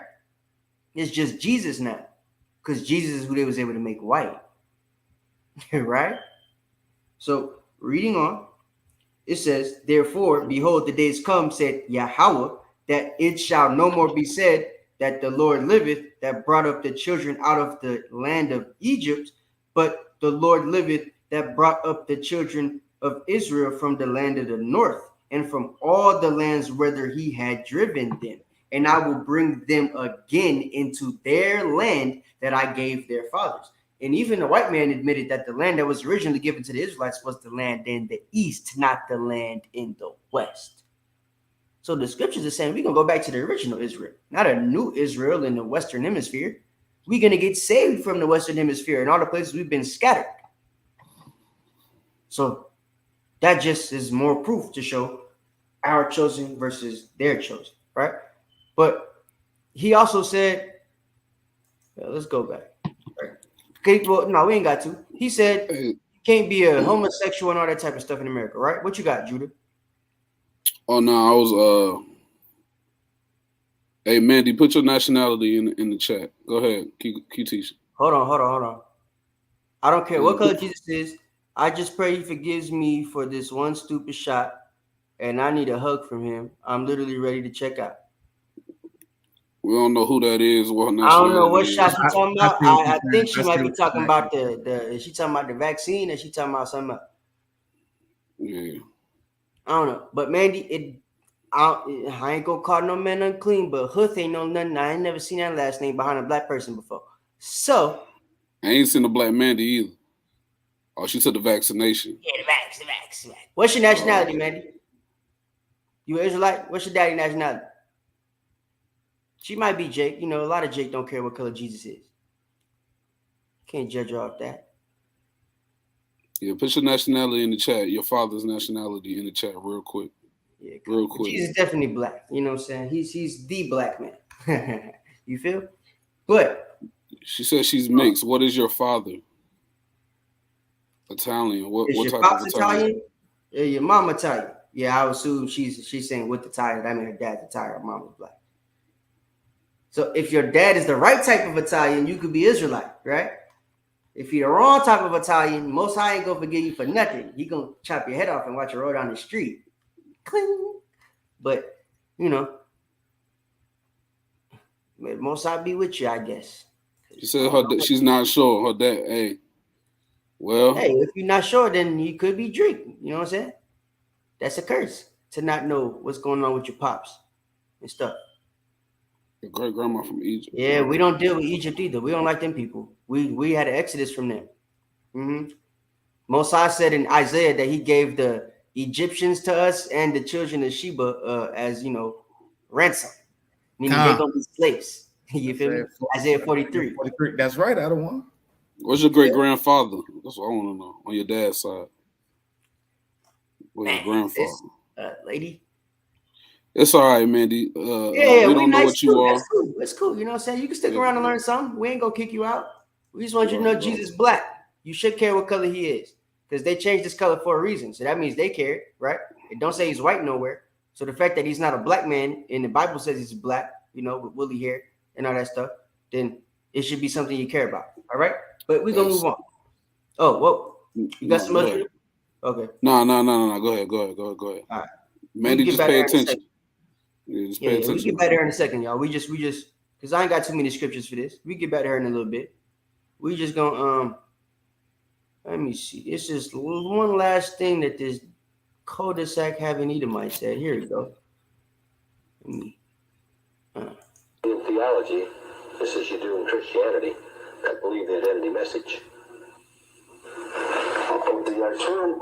Now listen to this, because he's going to basically explain to you more about the identity of the Christianity identity doctrine, but he's going to explain it from his point of view, being somebody that believes he would be a white Israelite, right? Even though he doesn't fit any of the curses or anything like that, just because of his dominion over the earth, basically, right? Identity has to do with a race of people when we identify as Anglo-Saxon, Scandinavian, Germanic, and kindred people. And I want you to understand here that he's also using the term Anglo-Saxon to distinguish white people, right? Or to, distinguish white people. So this is also a person that's trying to assume the identity of the Israelites by using terms that are not really for white people, right? Hence Anglo-Saxon. That's a term that people would think is a white person's term now, but it's not. Saxon would be a term for the Edomites, right? Anglo-Saxon would be a term for the black people that ran that land. So y'all is just wild right now in the chat. Goodness gracious. She said she don't care if he's red or yellow, black and white. Yeah. Okay. Pressures in the sight. Right. I like that Michael Jackson too. You know what I'm saying? Yeah. You don't care if he red, black, green, or white, but he gonna beat you black and blue, so it don't matter. I'm just saying. Hey, you see that? That's going in. Hey, look. Going into the lesson. Look what we talking talking about. Going into the lesson. Teach Thank them all, you, Mandy. teach them all love. You just helped the lesson, Mandy. That's all Esau want to do, right? I don't care about the Israelites. I don't care what the Bible really talking about. I just want to love somebody. I just want to love somebody. Now, hold on. Watch this. Right, Mandy. bro. Mandy, hold on. Watch this. Mandy, what is love? Don't say nothing. Nobody in the chat don't say nothing. Mandy, what is love? We're going to keep going. I want to say, Mandy, what is love? I just want to know, what is love? What is the definition of love? Look at this, brother. While we waiting on Mandy, I want y'all to listen to Cul-de-sac right quick. While we waiting on Mandy to say something in the chat. Uncle Phil. Biblical identity. And I think that term places the right emphasis upon that. And the Bible did tell us in the scriptures that Israel would lose their identity, that they would become by... You see what I'm saying? Do you see what I'm saying? You heard him? You got to play it again. Israel wasn't paying attention. I don't want Israel, y'all want to listen to Israel? They waiting for Esau's using scriptures we use to justify his made-up position. Listen carefully. Says upon that. And the Bible did tell us in the scriptures that Israel would lose their identity, that they would be called by a new name, that they would become lost, that they would become Gentilized, paganized, a heathenistic people, and that they would be scattered throughout the nation, just as told of in Amos chapter. He didn't remember the part about he remember what scripture the Israelites losing their nation was. I mean, the identity. But he trying to pull the you know, the Israel being scattered out his hat. So, but I just wanted y'all to hear that part, right? So Esau here is trying to explain to you guys that he feels he's an Israelite, and it don't matter if he is or not, because the Israelites would lose their identity, and he knows that. So he feels that the white man just lost his identity. He doesn't know he's not Israel anymore. But he has to be, because he's controlling the earth, right? So he's obviously from the sect of the Christian identity movement that didn't read the whole Apocrypha and everything like that, because, you know, this is the 90s. They already removed that book. So that means he has to buy it separately. Most likely they're not. They're just using the regular King James version, right? So here we are now to be the scholars and teach what the truth is and all of that type of stuff, while they're just going to repeat what they repeat, okay? So,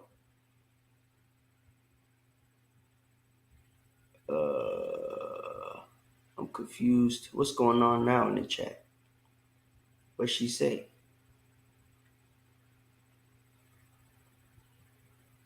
She said it's a feeling that she has for her kids, and then Tony. What's Ingram the feeling said, that she has for her kids? I don't understand. She said that's the answer I'm for thinking, what is love. I'm thinking love. Love is the feeling you have for your kids. Oh, okay, I got you. Yeah, right. Nah, that's not what love is. Nah, yeah. That's what your people taught us love was. But that's not what love is, right? That's the problem. Your people teach a lot of stuff that ain't right, and the Most High is giving y'all dominion over the earth, unfortunately, because our people were too stupid to keep it, right? But we're getting it back, because the saints shall take the kingdom and rule the kingdom and possess the kingdom forever and ever. Amen, right? That's Daniel 7:18. So we're going to get that going. But just for the sake of the audience, let's read, you know, what love is, and then I'm going to get a couple of scriptures, and we can be finished for tonight. And then Tony Ingram said, Hey, thou sayest. Yes. Yes, they are. That's you know, right. hey, the Bible says they are a debased people, right? Job 30:8.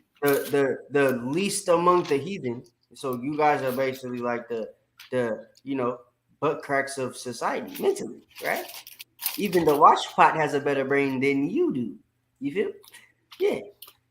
I got them precepts for you. Hey, but Tony Ingram said, Yahushua died for all men and women's sins, that we might come back to the Father, Yahuwah's covenant commandments, and walk in the light of the Father's feast days. What scripture is that? Wait, where you see that at? I don't even see that. Where you see that? There you go, right there, the one on the screen.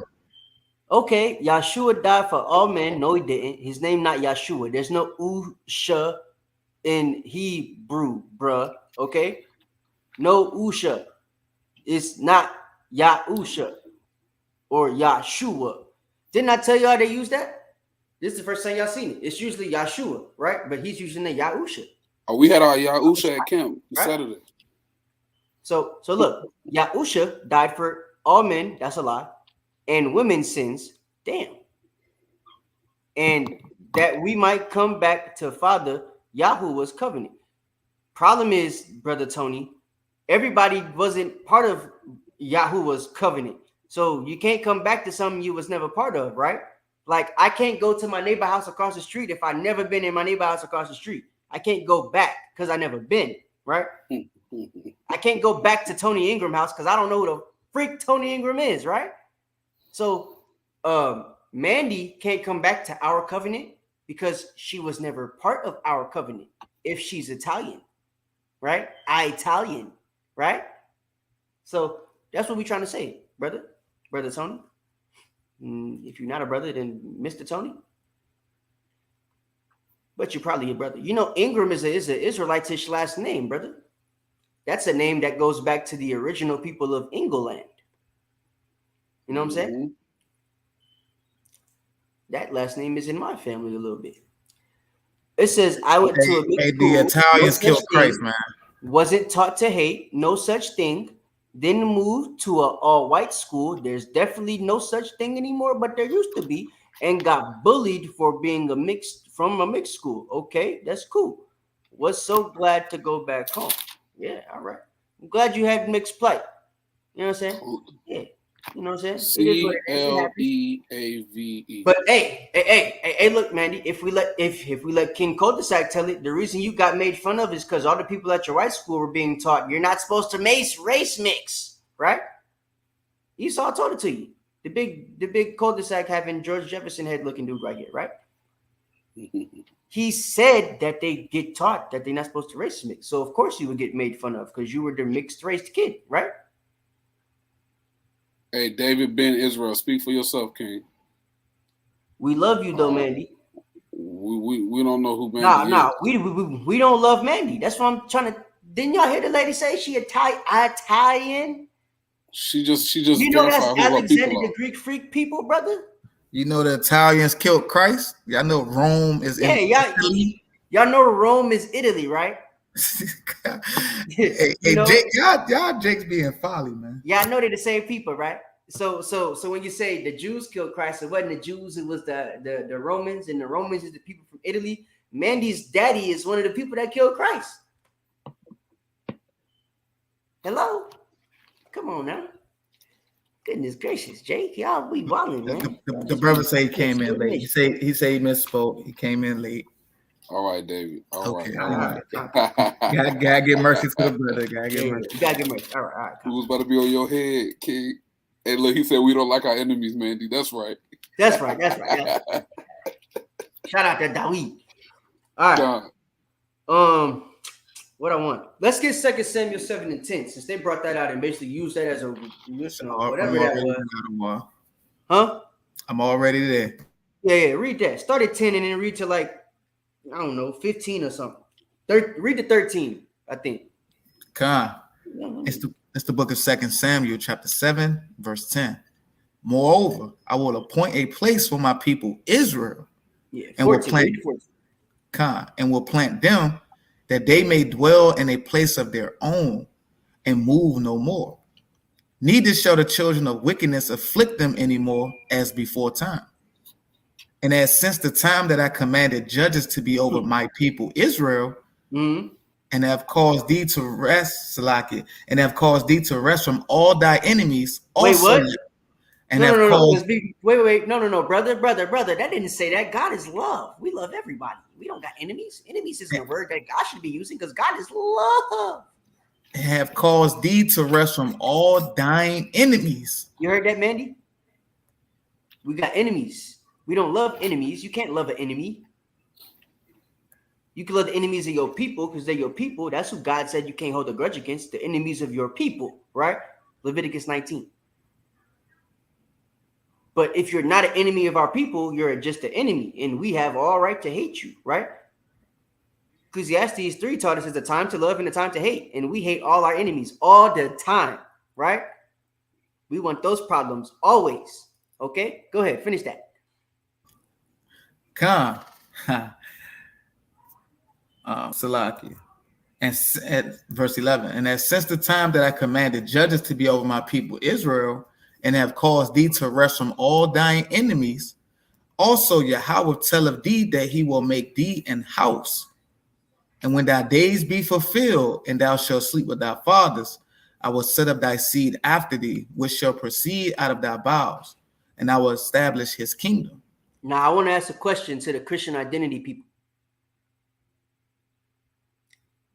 How was America the place of Israel that the kingdom was supposed to be established, and y'all ain't tell us who the king was that the dang person who's supposed to save y'all who bows all this? Like, when was the rest of 2 Samuel gonna happen for y'all? Is the question.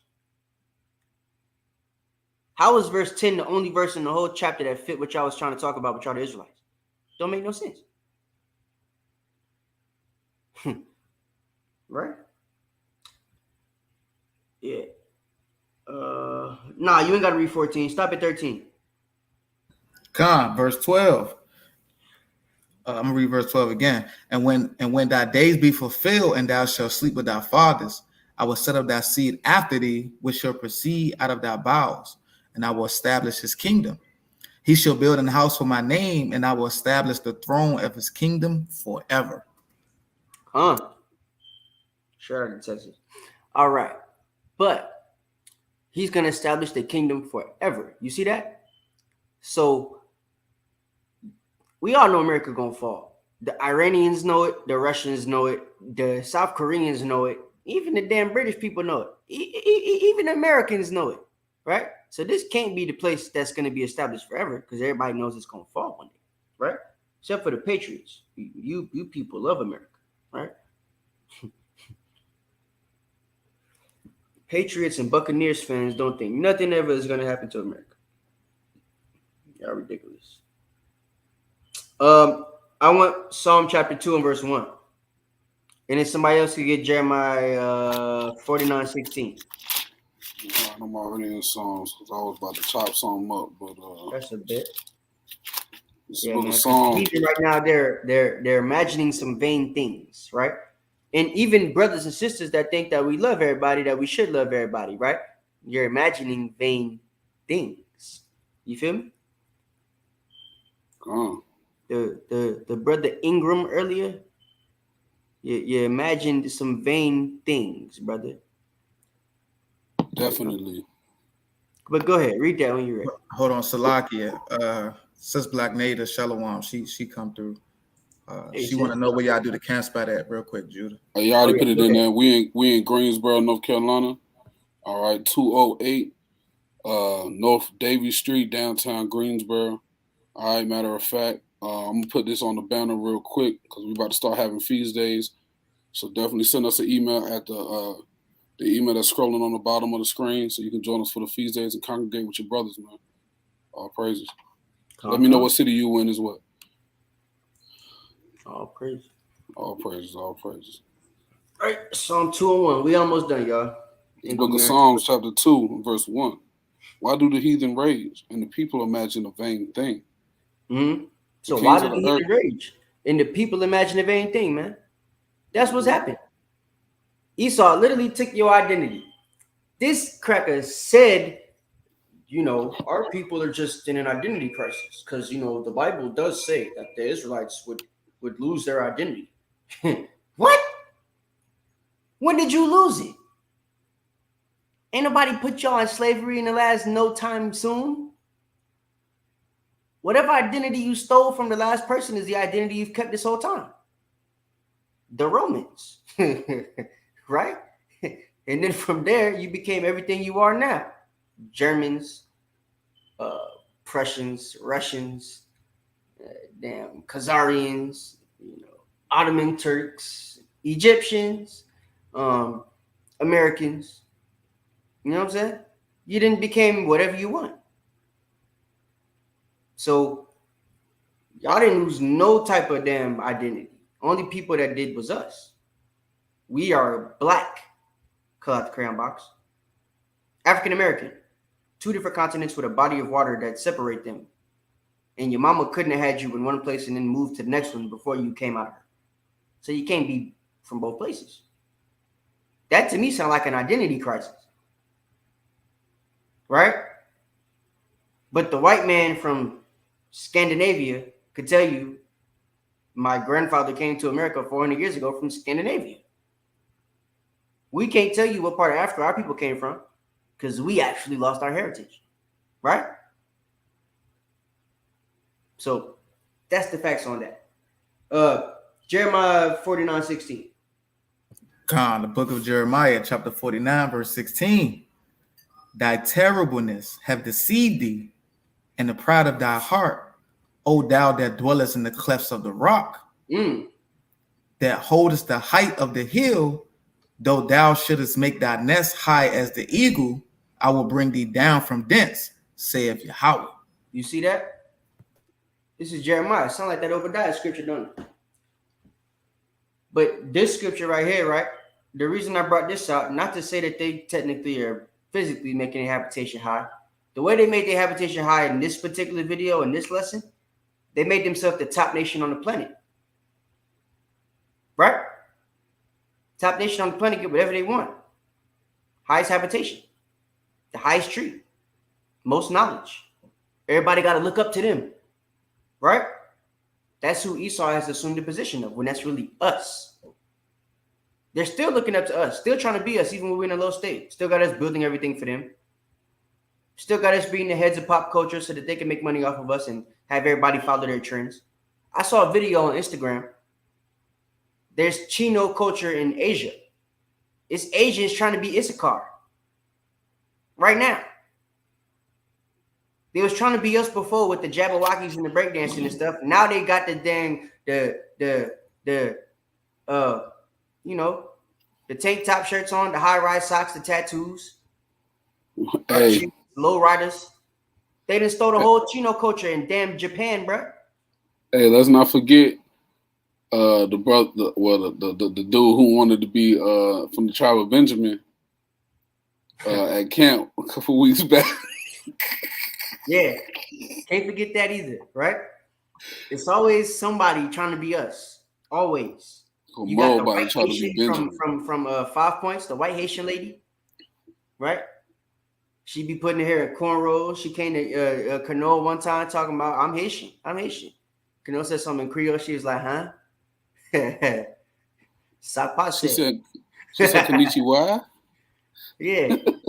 She was wilding. But it's always somebody that's trying to be us. They always want to assume our identity, right? So we have to understand, man, that's never going to stop. Their pride is deceiving them. At some point, they're going to wake up and realize, oh, our fathers have inherited. Give me Jeremiah 16 and 19, since you're right there. That's right. That's one of my favorite ones. At some point, they're going to realize that. Right? It's the book of Jeremiah, chapter 16, verse 19. O Yahweh, my strength and my fortress and my refuge in the day of affliction. The Gentiles shall come unto thee from the ends of the earth, and shall say, surely our fathers have inherited lies. Yeah. It was a lie from the Pilgrims that they passed down to their children and their children's children, all the way down to 2021, where they're storming the Capitol and all that type of stuff, still raping, robbing, and hanging black people behind Walmarts. Brothers still getting hung in the woods right now in 2020. In Georgia, in Alabama, in Mississippi, rural Florida, Texas, right? All this stuff still happening right now. Arkansas. So, I mean, it's all because apparently they've got this identity crisis. They know they're white people. They believe in the Bible. And because they believe in the Bible, they think they're the people of the Bible. Some of them are realizing they're not. They've heard about us, realizing who we are, and that we've woken up, and they've actually listened to the proof we've brought out. So now a lot of them have become atheists, right? That's why there's an influx of that happening now amongst white people. And then as a result of that, you also see an influx of black people becoming atheists because we follow them, right? To an extent. But before that was a thing for them, it wasn't a thing for us. That's why it's a thing for us now. Just like our people, you know, as soon as the Edomite come in the room talking about love, a Jake come in the room talking about love, it's the same thing. It's always going to be a certain percentage of our people that follow them. That's what's making it hard for us to really teach what we need to be able to teach for our people. You feel me? And to our people. Because they always going to have a sect of coons that are working with them as gatekeepers to keep the gates closed to the, you know, minds of our people. You understand? So that's Jeremiah 16, 19. Give me Colossians 2 and 8. And then I want what the hell was that? Oh, that's baby monitor. Okay, I got you. He in the hospital. That just scared the mess out of me. I thought my computer was gonna blow up. But all right, Colossians 2 and 8. Sister Benjamin Princess, that's the same on Facebook with us. Sons of Thunder Israelites on Facebook. Sons of Thunder Israelites on Instagram. Same thing as our YouTube page. That's how you connect with us on Facebook. So go ahead and go on Facebook, search Sons of Thunder Israelites, and then go ahead and follow the page. You get our live streaming for camp. We do Saturday mornings also. What's that you pointing at, Judy? All our social media is right there scrolling on the bottom. Okay, Con. Okay, Con. I didn't know that. Judy. Yeah, right. Get that precept. Colossians 2 and 8. Con, it's the book of Colossians chapter 2 and verse 8. Beware lest any man spoil you through philosophy and vain deceit, after the tradition of men, after the rudiments of the world, and not after Christ. Yeah, man. So beware of that. Beware of anybody teaching you that love is overpowering everything. God is love and all that mess. That ain't true. God is a man of war. God is a man of vengeance, and God is a man of righteous judgment. And all of that stuff is what's happening right now.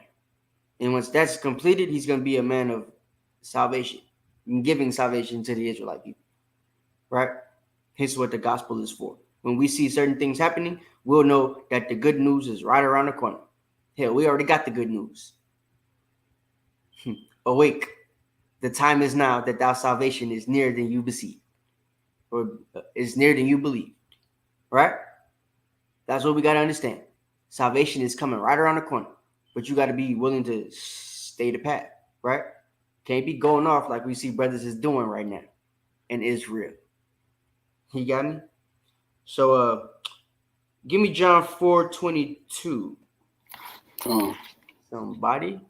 And Araya, you can get Isaiah 62. 62 or what? Oh boy, and that'll be it. This is the book of John, chapter 4, and verse 22. Ye worship, ye know not what. We know what we worship, for salvation is of the Jews. Mm-hmm. We know what we worship. Salvation is of the Jews, the real Jews, man. They don't know what they worship. So all these different sects of people trying to take our identity, trying to take our blessing, trying to graft themselves into the stuff they were never meant to be grafted into. Either trying to graft themselves into receiving the love of the Most High when it don't make no sense. We got to stop that. Okay? Sister Black Native says she's battling a Christian Hebrew. Oh, one of them. Yeah, Christianites. I don't like them niggas. I stay away from those brothers and sisters. They be the worst headache. Yeah, worse than Esau. Because it's like you're talking to a chocolate-covered Edomite when you're having a conversation with him. You know what I'm saying? It's crazy. Yeah, give me that. Isaiah 62:1.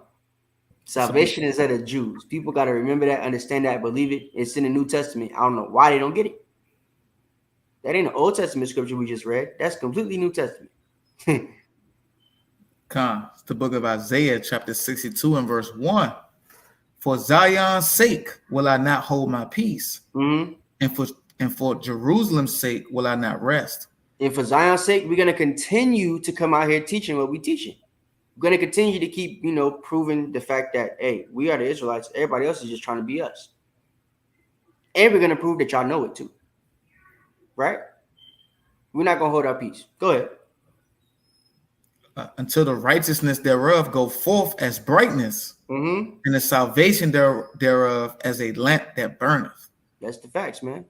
Until salvation come, until Mashiach Yahushua come, all the Israelites that are really doing this work are going to be out here teaching the truth. We're going to be cutting down doctrines. We're going to be cutting brothers and sisters up that are in this truth. The Christian Israelites, the regular Christians, the black only people, the Hispanic only people, the Muslims, right? All of you. It ain't safe for none of y'all. We the can mans because anybody can get it. You got me? Go ahead. And the Gentiles shall see thy righteousness, and all kings thy glory, and thou shalt be called by a new name, which the mouth of Yahweh shall name. Thou shalt also be a crown of glory in the hand of Yahweh, and a royal diadem in the hand of thy power. Yeah, man. It's going to be known. They're going to see that we are the glorious people of the Most High. Ain't going to be no discrepancies when that time comes. We just waiting. Feel me? We just waiting. But in the process of us waiting, we're going to keep putting out the information too, so it becomes more and more inevitable who we are, and the facts prove it. Now we done gotten so far to the point where it's white people on the internet actually saying, yeah, they the Israelites. They telling the truth. Did the research myself. Our fathers have inherited lies. So, I mean, that's what we got to understand. Give me verse 11. And Judah, if you want to, you can read me Daniel 7:18, or I'll read it myself. It's the book of Isaiah, chapter 62 and verse 11. Behold, Yahweh have proclaimed unto the end of the world. Say ye to the daughter of Zion, behold, thou salvation cometh.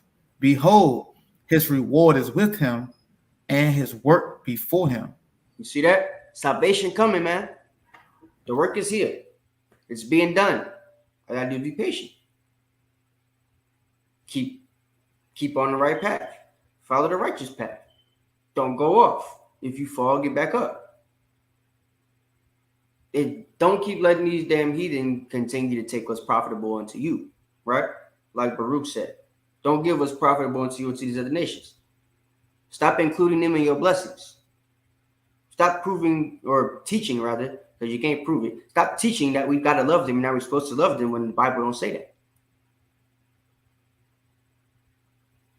You're going against mainstream Bible. We're going against mainstream Christianity. Which one gonna win? Let God be true and every man a lie. That's how we feel. Daniel 7:18, and we done. Hold on, let me finish. Let me do verse 12 too, out of one. All right, go ahead. Get that. Isaiah 62:12. And they shall call them the holy people, the redeemed of Yahweh, and thou shalt be called sought out, a city not forsaken. Mm-hmm. Wait, she was debating Shabar? Yeah, Khan, out of one. No, sis, that's a no. Don't debate that crackhead brick face ass nigga. No, I'm sorry. Don't do that. Let the brothers handle that. That's like standing in front of Vocab Malone's butt buddy. I mean, that is standing in front of Vocab Malone. But yeah, don't stay away from that brother. Don't mess with him. All right, go ahead. Ain't no winning with that brother. You're just gonna be running through a brick wall trying to all day. So and we don't need none of our sisters running at all. Y'all delicate. You know what I'm saying? Stay on that just side. come to camp, sis. That's all you need to do. Come to camp. Don't worry about that. He's never gonna wake up. He's completely lost. Yeah, he wasn't the truth. Yeah, Khan fell out. Walked away from him. You know what Christ said, man? You cleaned your house, and then 7 spirits come back with you. You know, so wisdom trieth you by discipline, and once you forsake her, she will forsake you back. Khan, 15th chapter. Let's get it. Read that. Daniel 7:18. Khan's book of Daniel, chapter 7, verse 18. This is the scripture Vocab Malone and the Christian Israelites are afraid of, and the Christian identity crisis members. And the actual Christian church themselves, the Catholic Church, the Muslims, all of that. They all afraid of this happening right here. Go ahead. But the saints of the Most High shall take the kingdom and possess the kingdom forever, even forever and forever. Amen. And with right. that, we are Sons of Thunder Israelites. It is our prayer and desire that all Israel might be saved. Hold on one second, Elliot. My bad. No, man. My bad. I ain't mean to mess up your intro or your outro. No, you good. You gonna do it again? Yeah, Con. So look, y'all. Since we still got people up here, all right. I'm scrolling at the bottom. If you want to congregate with SOT Atlanta for the next coming up new moon, which is January the 2nd. Drop an email to sonsofthunderisraelites@gmail.com. Send your RSVP right now. All right. Also, if you want to congregate with Sons of Thunder, North Carolina, we're going to do our first new moon, the new moon after this, which is January 31st at even. Send us an email at sonsofthunderisraelitesnc@gmail.com. All right. Now, people have been asking about the camp spots. So, real quick, I'm going to go through these camp spots real fast. Okay, let me take Esau off the screen. There we go. All right, Con.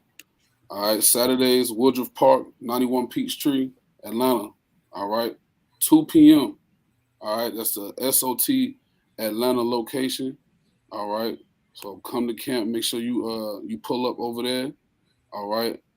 Also, let me get the other tab. Boom. All right. You want to come to SOT North Carolina's camp spot. All right. Boom. There we go right here. All right. 208 North Davie Street, Greensboro, North Carolina. All right. It says 3 p.m., but we changed the time to 2 because of daylight savings or whatever they call it. Okay. All right. So it's 2 p.m. All right. From now on, camp is 2 p.m. until 208 North Davie Street, Greensboro, North Carolina. Make sure you come to camp with your brothers, all right, as we bring out the word in sincerity and in truth, all right? And once again, come feast with us, man. This is our first new moon, January 31st. Send an email to Sons of Thunder Israelites, North Carolina @gmail.com. If you want to donate to help the brothers put together this feast day to serve the Most High, you can do so at $SOTisraelites. Hey, also, is Mike Kaya in the chat? Oh yeah, we keep forgetting about that. If Mike Kaya is in the chat, or if Azariah, if a brother Azariah, Azariah, it's like I'm getting tongue twisted. But if I know if one of y'all's on here, if one of y'all in here, put y'all physical location, because brothers and sisters have been slacking. We've been forgetting to let y'all know we do have a camp that's been doing their thing in Alabama now. Captain Micaiah has been running in Alabama right now, right? So we got three physical locations for y'all to physically see us at. You know what I'm saying? So if you in Alabama, you can get in contact with the brother Micaiah or brother Azariah. There he is right there, right? You get in contact with this brother or Captain Micaiah tomorrow on Truth Tuesdays, and they'll be sure to let you know how to come see them at camp in Alabama. All right. And once we get the physical location, we'll go ahead and make that announcement next week as well. And if you know, if y'all need to, they can make the announcement tomorrow because Captain Micaiah is going to be on the show. All right. Oh, hold on. So Azariah said he's going to get it right quick. Yeah. Right. So while we're waiting on that, anybody got questions about what we had about what we spoke about today?